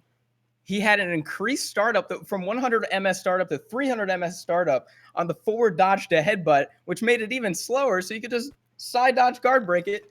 Like it made I think to make people that complained leap about to- defense hang meta, on, but I think to make that hang on. leap Whoa, to whoa, blame whoa, it on hang on, true no, is a we need to long get back leap. on track. I'm not We need to saying get I'm back not on saying it track. was I'm not We're saying it was distracted. entirely. We need to I'm get not back saying- on track. Hold Like, on, I'm hold on, not- hold on, hold on. I'm not saying Hold the on. entire blame. I got a disclaimer here. I'm not saying the entire blame is on True, but he was an influencer, and a lot of people brought back what he said. Not everybody, because again, Hype, you're right. You know, people decide whether they're influenced or not. But there are people who are loyal fans that are going to take that opinion as fact. I think that Here's we're the- gonna. I think yeah, we've got a here's the difference thing, of though. Here's the opinion on thing, here's this, the and thing, that's here's the thing, okay. here's the- That's okay. here's We the don't thing. have to So, agree with it all. The first Boogie thing we boogie. need to do, we need to stop talking about true talent so much. That's the first thing. That's exactly. The second thing is like when we're talking about when we're talking about constructive feedback and how to not necessarily resolve, but how to be better as a community. Mhm.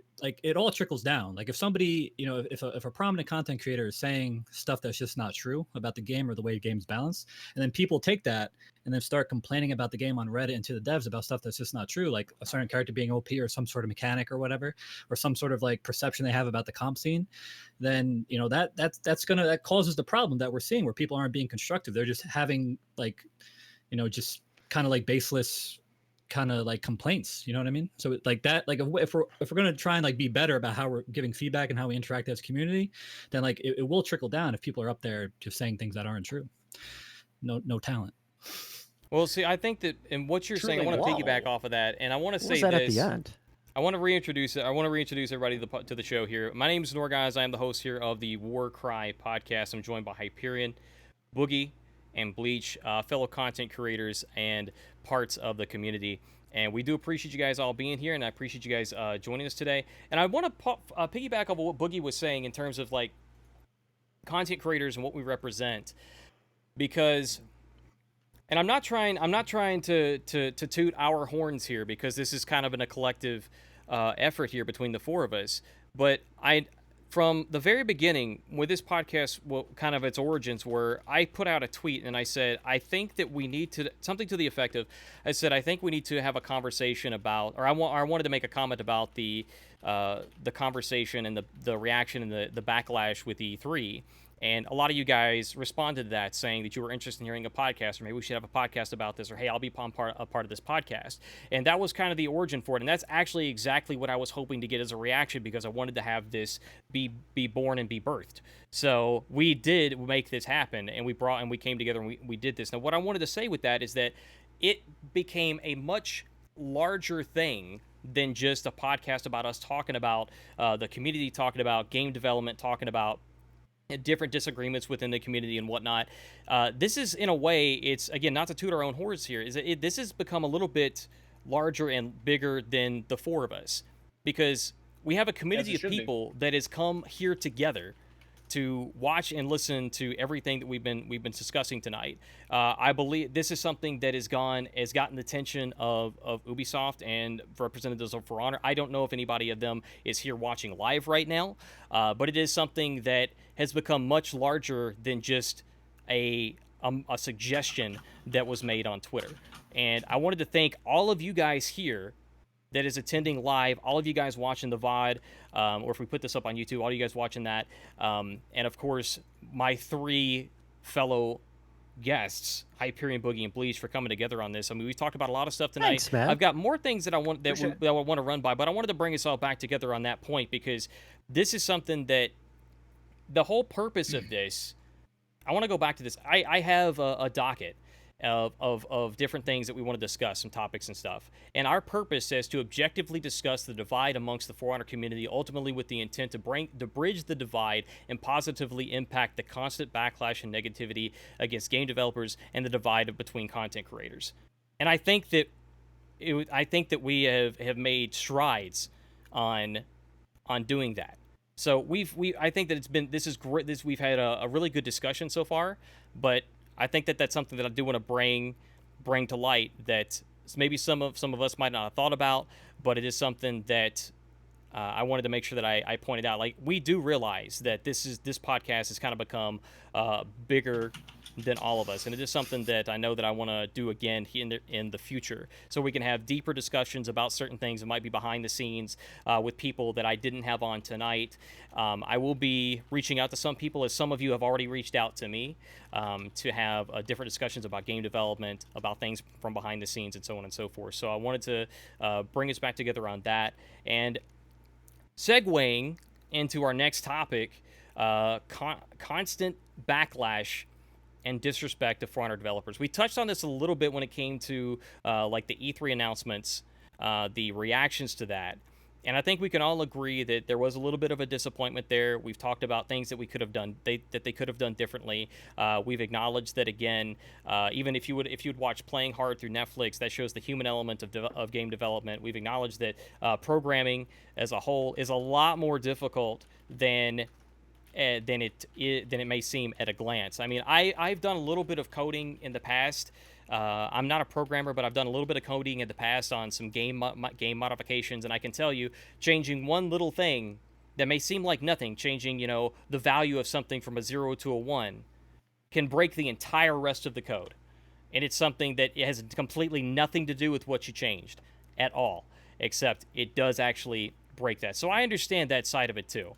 And so, moving on to the constant backlash, we talked about, it seems like no matter what changes are made, someone's not happy. I think we can all agree that you're always going to have somebody not happy. Somebody's always looking for something to be pissed off about, right? That is something that you're not going to make everybody happy. And I think that Ubisoft has kind of gone back and forth on trying to make the masses happy, as opposed to trying to make their base happy, as opposed to trying to find solid ground to make certain changes and certain balances. I think we've seen that in the way that they've talked about saying, okay, well, we have this character JJ, Zhang Jun, which is primarily built for Dominion. It was primarily built for Dominion 4v4 situations, and the same thing. I think we've seen the same thing with Vortiger. And one thing I wanted to throw out there is in terms of balance, before we get into what we could do, what Ubisoft could potentially do differently, communicate more or less, and that's what we're going to move towards. Is I think that one of the things we can talk about in balance, and this goes back to coding, is can we balance around multiple game modes? I don't think that it's going to be very easy, but I do have a suggestion. And I always believe that if you have a problem and you're just bitching about it, and you're not making a suggestion, then it's just a problem you're bitching about. If you're trying to be part of the solution and you're not part of the problem, I think that's the direction that we need to go in as a community. And I have a suggestion. Now, maybe this is wrong, and I know that it would probably be flawed or imperfect or not possible as programming. But in my mind, on paper, if you want to balance around a certain game mode, if you want to say here's how you do it. In my mind, it's very simple. You have basically, I'm gonna use the terminology that's already in the game. So we have feats in 4v4 modes. We all know what they are. They change the dynamics of your character. Some are passive, some are active. Some of you have to activate. Well, there's something you could utilize in terms of a passive feat that's always on the character, and no matter what game mode they're on. Okay, hang on. Let me back up for a moment. I'm sorry. Whenever you are in duels, you have like 20 damage on your light. But you want to balance that around like a 4v4 mode. Then you make sure that they have a passive buff that's on when they're in 4s, where it nerfs their damage on their light to be 5 less. I think that something like that could, like I said, it could be very complicated and that might not be realistic. But is that something that could potentially bring more balance to the game? What are your thoughts? We'll start with Hyperion. I mean, so if I'm trying to understand I'm probably doing a bad job explaining it. Are you talking about? Are you talking about like a single passive for each character? Is that what you're saying? Well, the I'm confused terminology. too. The terminology I'm using is probably not that great. Let me put it this way: it's a character flag. Do we all kind of familiar with that terminology? It's basically a character flag, so that you have a certain thing So it's like a perk that's unique to that character, and each character has one. Yes. For the game mode. Yeah. Yes. So that when certain game modes, your certain attacks or certain actions will react differently. So if you want to balance around it, so you're not balancing around 4v4, you're not balancing around duel, you're adding something else that is, again, this is, like I said, I know that in coding wise, it could be complete, utter chaos. But theoretically, if we could make this work, if we could make this function, we could set it up so that they're balanced for each game mode. Duels, 4v4s, because that passive affects what it is no matter what, depending on what game mode they're in. I mean, I'm trying to. So it kind of sounded to me like you were having maybe two separate thoughts there in the same thing. So you started off by saying, how do we? You started off by pretty much posing the question, how can we balance the game across different game modes? Is that correct? And then he proposed an idea, and he asked you if that's a good idea or not. So, No, I mean, are we talking about? Is this? I mean, we could go on about how the game should be balanced all day long. I mean, I could quickly answer the question if Hype won't. I think that I think we should start with the building blocks. I think we should start with fixing revenge, fixing inconsistencies out of that. I think we should balance what we already have. Feats. So we're talking about how to balance the game. So essentially, then what you're saying is that we need to fix what we already have instead of adding something else that's more complicated, which is what I was suggesting, which is a bad idea. So my idea is a bad idea. Cool. I'd say let's get around to dealing with what we have first, and then it's kind of like bringing a new character into the game. It's like, how about we fix what we have first before we start including new things and putting man hours towards something that we don't know if it's actually going to make an impact or not. Like, I guess I'm just a little bit unsure on what the topic is right now. That's a good question. Like, are we talking about what? Are we talking about specific ideas about how to balance the game, or are we talking about just philosophically on a high level why the game isn't balanced across all these game modes? The direction that I was going with that, and I see why I've kind of lost some of you, and is the direction I was going with that is that I believe that that we have problems in the game, that we should be providing solutions. And that's a solution that I made. And where I think I lost everybody is I asked you guys to agree or disagree with it. And that's not really important for the discussion that I'm wanting us to have with that. Is the discussion I wanted to have with that is to say, this is an idea. Maybe it would work. Maybe it wouldn't. None of that's really all that important. What I should have done is transition directly into this question. In regards to the game development, balancing, Bleach getting drunk as fuck. Should Ubisoft be? I'm just trying to even up with Hype right now. What do you think about the level of communication that I almost said Bleach? The level of communication that Bleach has with that little 40 he's got going on there. That Ubisoft could communicate more or less information or more or less frequently. Right now, we're seeing about a 3-month gap in pretty big updates. In what we're seeing right now, in terms of more or less frequency, or in terms of the communication, we're seeing about that frequency as well. In terms of seeing a lot of openness, in terms of the developer segments, in terms of balancing and whatnot. With like Stefan as an example. So I'm gonna say, go on. I'll try to preface this. I know it's hard for some people without an underhanded, snide, sarcastic comment, but I will say that as far as communication is concerned, I always think that more communication is better. I think Ubisoft has good intentions, but I think that we have seen in the past like things translated differently. So for instance, when I know I'm a Valk main, but when the Valkyrie work first came out, I think it said like Valk sweep was going to be like 500 MS, but then on the patch notes, I think on the patch notes it said it was 500, but in game it was 600. Stuff like that. I think like I always think more communication is better, because I think keeping the community more informed is always a good thing. I just think they just have had missteps with communication in the past. Like what for example, things on the patch notes aren't always what they are in game. And there was a big hubbub when the Valkyrie work came out. Is the sweep supposed to be 500 ms? It's supposed to be 600 ms. So Sweep's a good move, I by the think way. their sweep is a good move. Yeah, a wise guy once said that. So I think their heart's in the right place. They just need to kind of make sure that their communication is consistent throughout, like on the patch notes, on Reddit, on Twitter, and that directly translates into what's in the live game. Boogie, you've been holding on to something. What do you got for us? No, I mean, I think we got to get off. We got to get off the balance like ASAP. We're not going to come up with anything too good here. I mean, I feel like. Well, I thought we were talking about communication, though. Right, communication. Is that what we were talking about?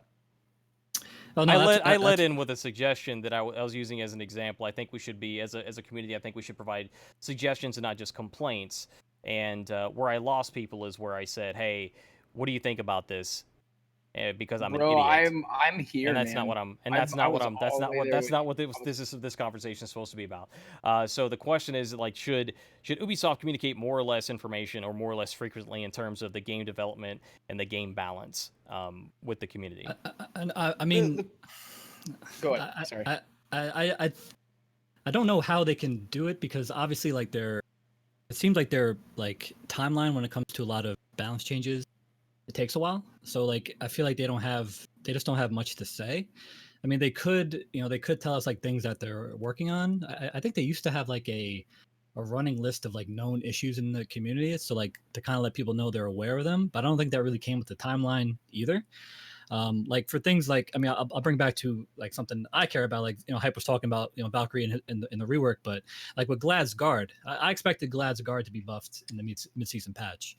This mid-season patch was kind of underwhelming.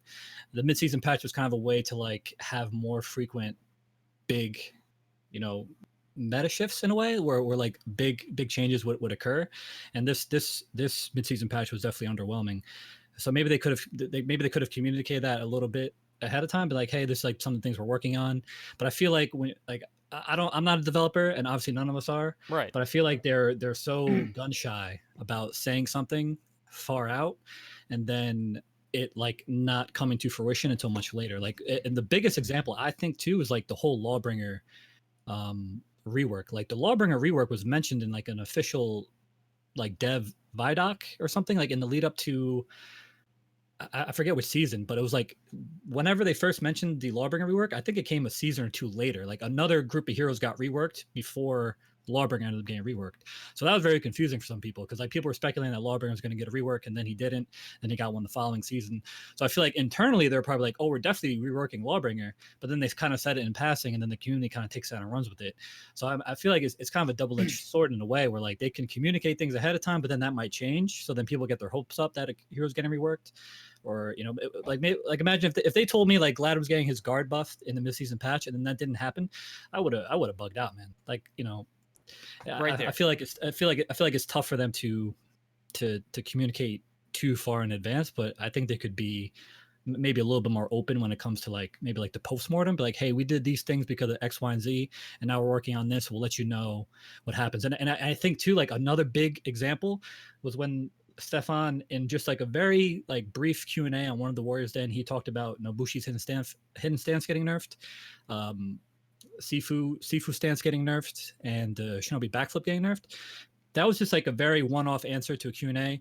No timeline associated to that. He didn't say it was coming anytime soon, and people took that and just ran with it. Like people were talking about Nobushi getting nerfed, like it was gonna happen in like a week's time, So like now they're probably not gonna want to even talk about anything because that's probably something they're thinking about but not really acting on yet. But the community just takes that one little Q&A segment and just runs with it wild. You know what I mean? Right. And right I there. really don't know what the solution is. That's what I'm looking for, is to kind of sum up what I would say you're getting at, is that it's hard to find a balance, and this is something I've said before too. It's extremely difficult to find a balance between communication, between too much or too little communication, when you have a community like ours that's as outspoken as it is.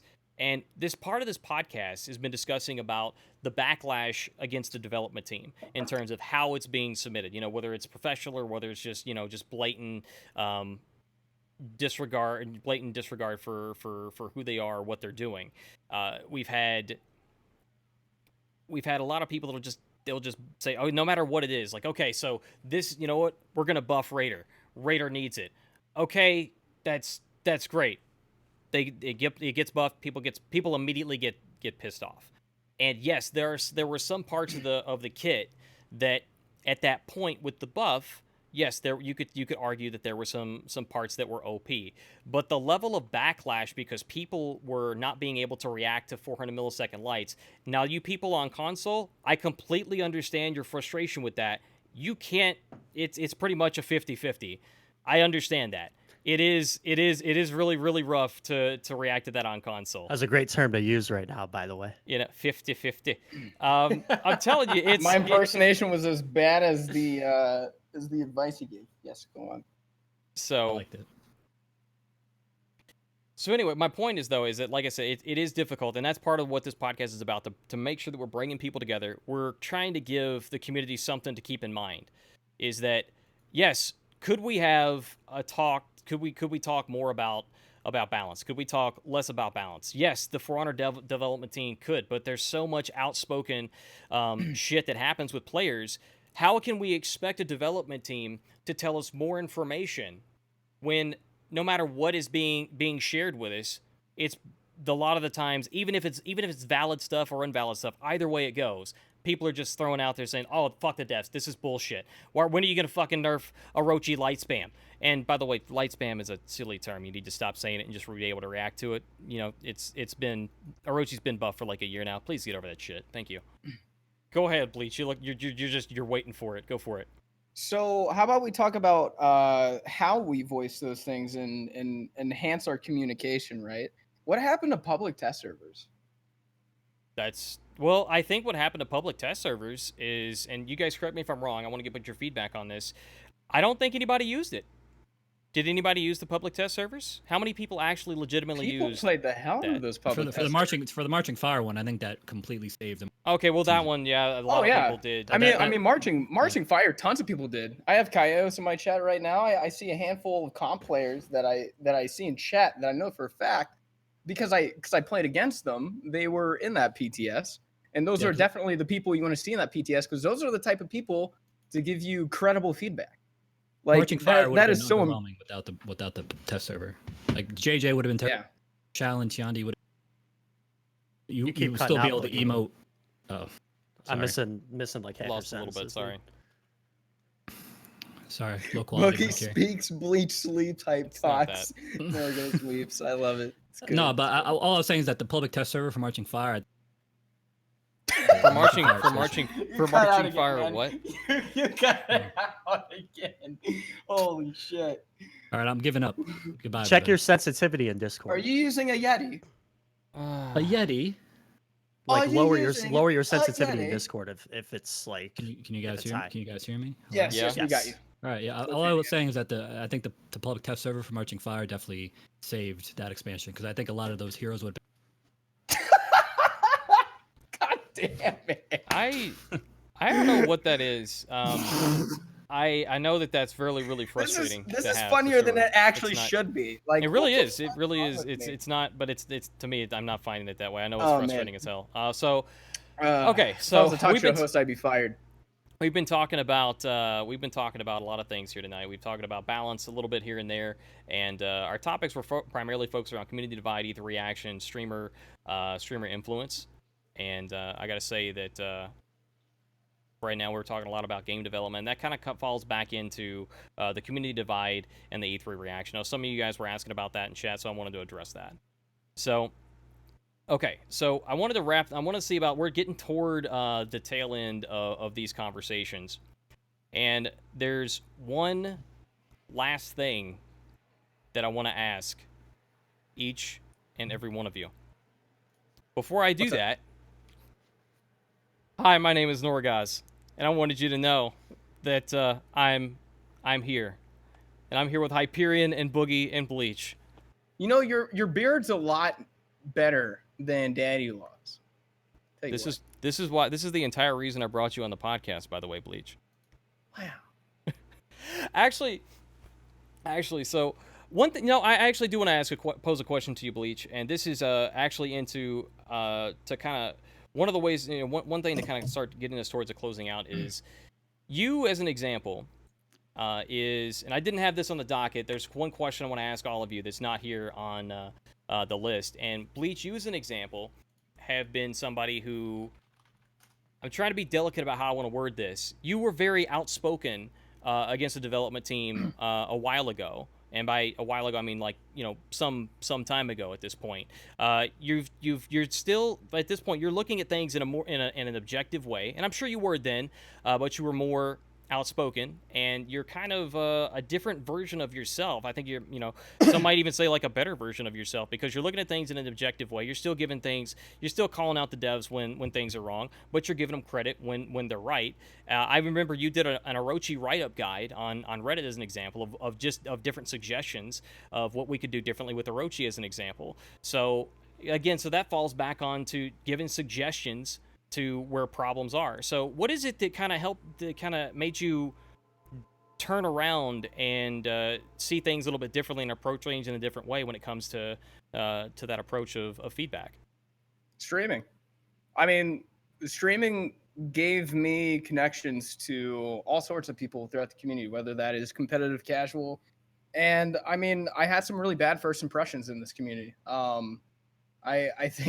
I don't think I need to note every single one, but I will say that every mistake I've made as a streamer, as a person, I've definitely acknowledged. Not to say I'm a perfect person, the next fuck up I make, someone calls me out on it, and I'm going to do the best to change myself, through choice. But like, I don't know. I mean, my own stream helped me become like somebody that, respected the gaming community in a different way than I actually did, which wasn't a whole lot, because the thing is, like, I never got into like streaming actively. I've never found a game, honestly, that I had stuck around for as long as I have with For Honor.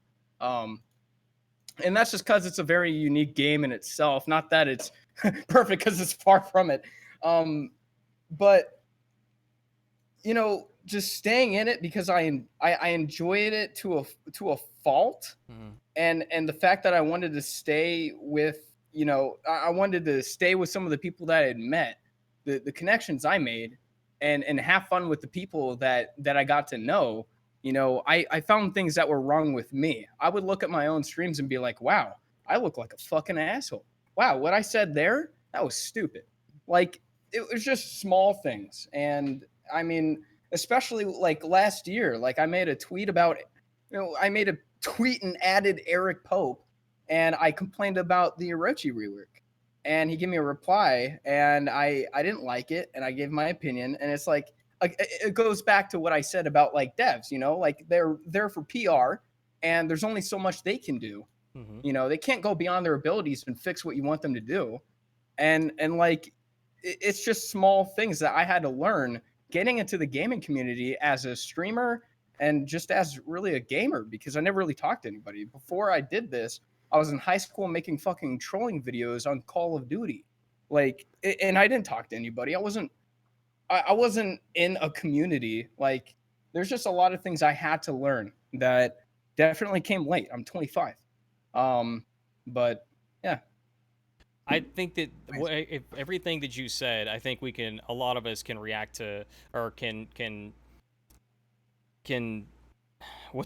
where's my words, damn it. Relate, thank you. Just react to the light spam. No, we can relate to that, man. That was a really like heartfult 1v1 in Rust speech, man. It's almost like I gotta tell you 1v1 me in Rust, exactly. So I wanted to thank you for that, man. I really appreciate you sharing that with us, because that answers the follow-up question I was going to ask everybody. You pretty much addressed that question and the follow-up question, which was going to be, how did For Honor change your lives? And I can tell you, as for me, right with what Bleach was saying, this is a different kind of community, right?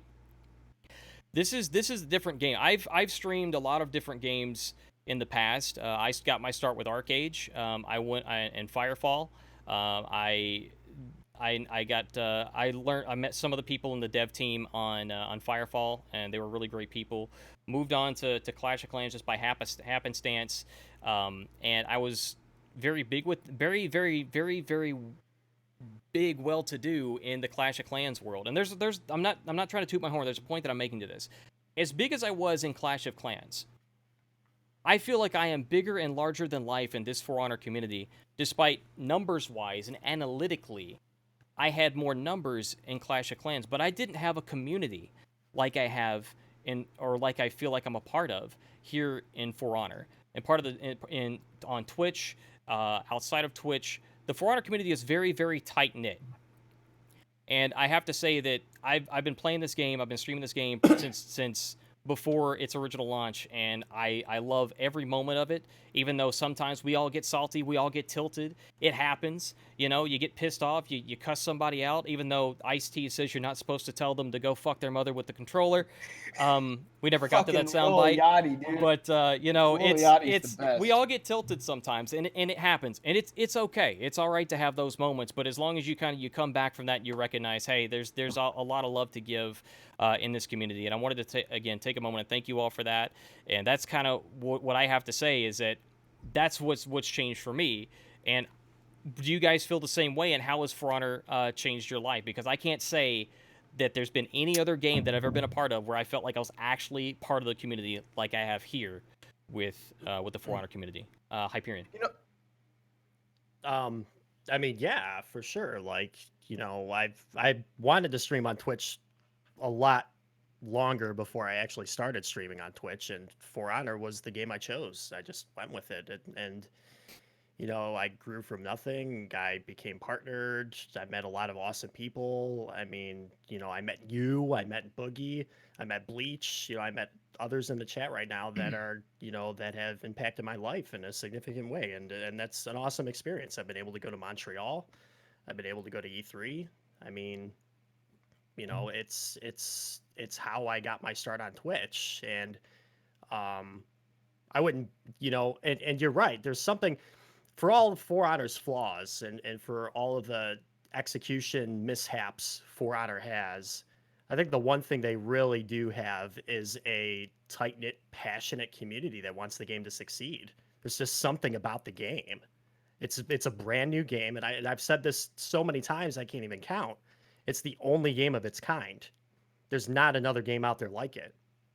And we all love to hate it in a way, and it's it just evokes an emotion out of me, at least personally. And it sounds like maybe from others here as well that other games don't really. So, yeah, I mean, For Honor's extremely important, and I'm very glad that I've had an opportunity to be a part of this community. And, we've all made mistakes in the past, and we've all said things that maybe we wish we could take back. But at the end of the day, I am partly, in a way, the person I am today because of For Honor, and it's something that I don't really get. I haven't really had.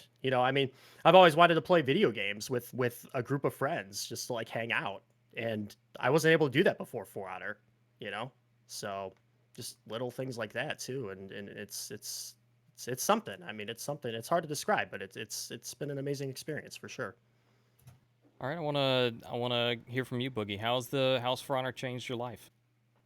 By the way, guys, this is completely unrehearsed. I did not tell them I was going to be asking them this question. This is 100% unrehearsed. Actually, I scripted my emotions. My emotions are fake. Okay. I actually believe that 100%. So go ahead and I guess you've watched our brains out, I guess you could say. So what would you say, Boogie? Go ahead. I'm scared to talk, man. Is my mic gonna die again? Is it okay? We'll be sure to let you know. Jesus. Thanks, buddy. Dude, someone needs to donate you to get you a new mic. Dude. Oh God. Nah, I don't know. Help this man. I think it's like the program I'm using. I think there's something wrong with the hookups or something. I don't think it's that. Yeah, I'm not the brightest with this tech stuff. But the bring it full circle. I mean, when For Honor got announced at I was so hyped. Jeez. I'm I was sorry, so- I was guys. so- I was I'm so- sorry, dude. No. Okay, I drank a little bit. I'm overreacting. Go on. I was hyped, man. The first E3 reveal, I Yeah. was so hyped, dude. I've been waiting for a game that was like melee multiplayer actually done right, not just like a bunch of like button mashing, like animation, like heavy games, you know, like most 3D arena games are. So I was all in, but I never thought it'd like be like a content creator or like streaming. Like that was never something that appealed to me. But like when all of my friends who like IRL friends who like rage quit the game within like the first 3 days because it was like hard to pick up, I was like, if I can like, because I was like starting to understand the game at like a fundamental level on PS4. So I was like, if I could help like one person like out there on the internet like not quit the game, then that's good because I want to see this game succeed because I want to get more games like this. I want there to be competitors, like other publishers making games like these. I want to see like not just like a bunch of shooters and battle royales like dominate PvP games. You know what I mean? So like fast forward to that, like I never thought I would like have anybody watch me, follow me, sub to me, like all those things. Never thought I'd like travel because of gaming, going to Seattle and E3 because of For Honor. It's just yeah, I mean, it's definitely something I didn't expect, but I mean, it definitely changed my life because it was something that was just like unexpected. It kind of just like one thing led to another. And like Did the you get community your that start with For Honor, Boogie? yeah, Or did yeah, you I start never, with For Honor?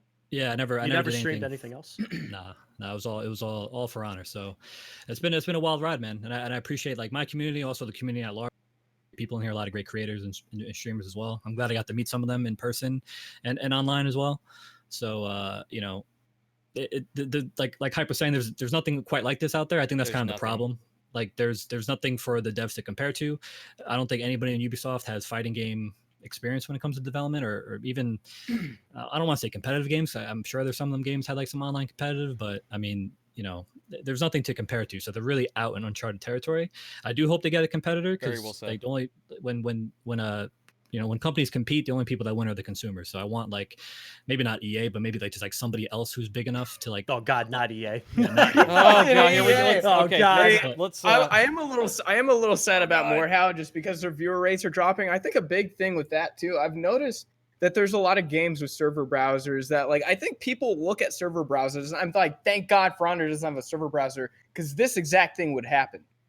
If you had a server browser on For Honor, people would see like, okay, if there's a little activity in the game, okay, I don't feel like playing it now. I'm gonna play another game.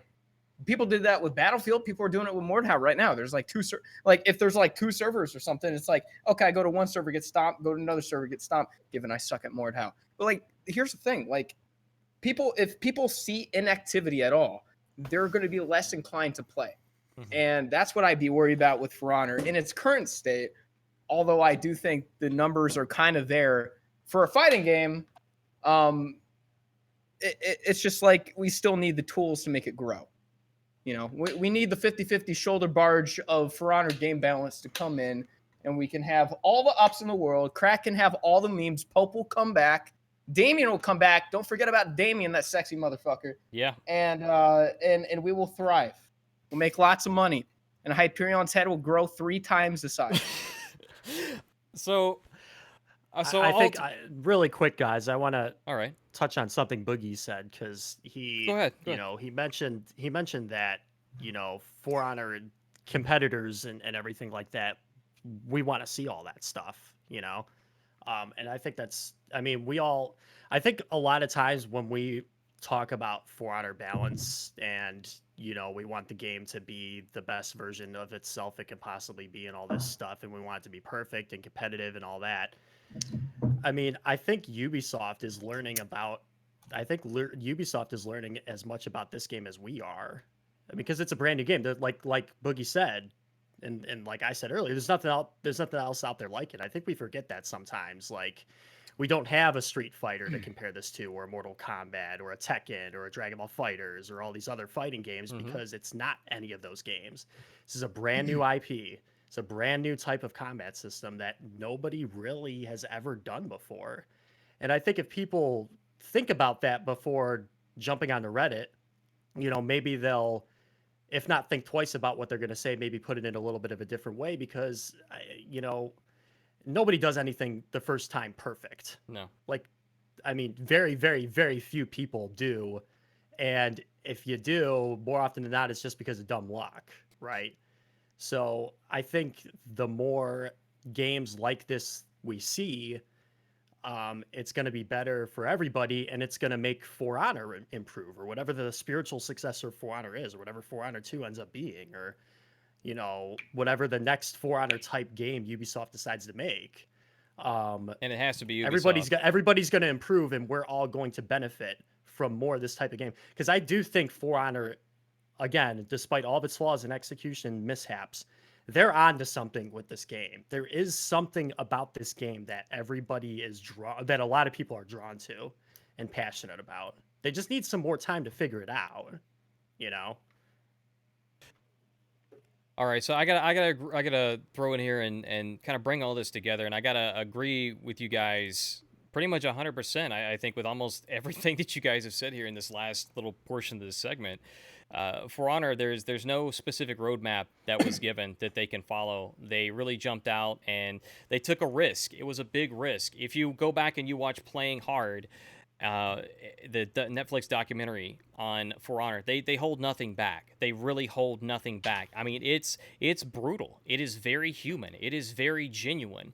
It goes back to show the very beginning from Jason Vandenberg, from the very beginning to the very end of his participation, up through launch and just about post-launch, people's reactions to that. For Honor was extremely very well received when it first came out. And, while it did have its flaws, there was things that people saw in it, because it really is the only thing like itself. You can't compare this to Absolver. You can't compare this to anything else. It's genuinely not the same thing. Nothing has ever come close to what this is. And I think if Absolver would have actually done well if their servers didn't die on launch right away. Like, Absolver's the For Honor killer, boys. Yeah, I mean, obviously, but I mean, but ultimately, at the end of the day, though, I mean, we all love For Honor. We all have a passion for Honor. I think we can all agree that whatever we can all do together as a community to help the game thrive and move forward and not impede progress, I think we can all agree that that's going to be good for the state of the game and the future. So with that, guys, I want to thank each and every one of you guys for tuning in tonight. Again, I'm your host, Norgoz. I was joined again by Hyperion, Boogie, and Bleach. Make sure that you follow them on all of the social media. I'll follow them on their Twitch channels. Follow them on their YouTube. I'll have that at the very end, the slide of as well. Thank you guys so much. And again, I stream here Tuesday through Friday on Twitch. Let's go through real quickly. Hyperion, when can we find you live here on Twitch? When can we find you live? A little bit touch and go recently because my wife and I are spending more time together. That's good. But typically, wow, weird flex, but okay, go on. Wasn't meant to be a flex. Jeez. Tuesday, Wednesday, Thursday is typically when I try to go live, 5 p.m. Eastern time. And then I usually stream till about 7 or 8, something like that. And then, maybe random off the wall streams like this one on the weekends. So, yeah.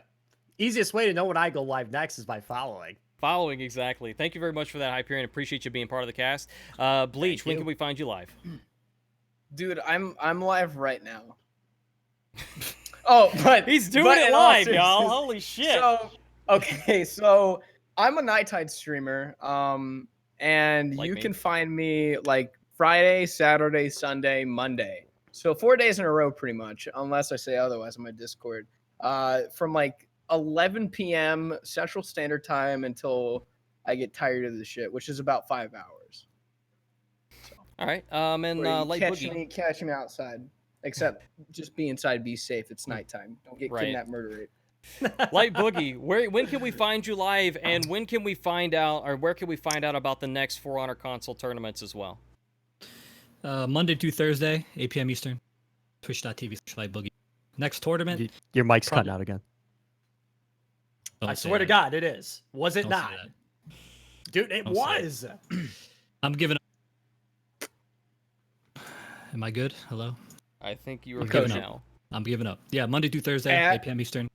Twitch.tv/LightBoogey. All right. Again, I'm here Tuesday through Friday at 7 p.m. Pacific. Again, thank you so much, guys, for being part of the cast. Thank you guys so much for being here. Really, really appreciate that. Thank you for being part of the love. Thank you for being part of the community. We will see you. Hold on, Norgoz, before you go, I want to ask a couple questions for the caster. So, I think we're done, brother. Wait. No, before you go, are you wanting to make this podcast thing a series? First question. Okay, that's a fair question. We've already addressed that. I just want to clarify for people just coming in. we're gonna see Go watch that. the VOD. We're gonna see that going forward in the future. There will be some people that I may reach out to in regards to that. Some people have already reached out to me. So when I've decided who we're gonna be doing, who and when we're gonna be doing, I will let you know.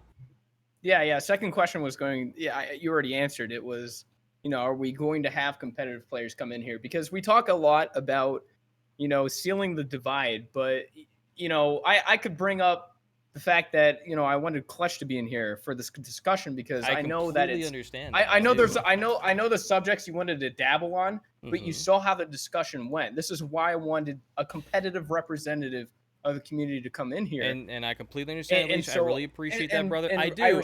And this has nothing to do with any. I really appreciate you bringing that up. I'm just saying if that is the goal, I think next time I would really look next time I'll to make the decisions about what we're going to be or- doing, brother. I really appreciate you bringing that up, man. And going forward, we will let you guys know when we're going to do. This had nothing to do with anybody that was whether we valued or didn't value anybody's questions or opinion. It was something about I picked your guys in the cast for a reason. And it's just my direct feedback. Like I said, I completely understand that, and this is not something that's for something that's right now. I think it's something we could talk about in post. I really appreciate you, brother. All right, thank you very much. No problem. Have a good night, guys. I really appreciate you. Take care, guys. Thanks a lot, guys. Appreciate it. All right.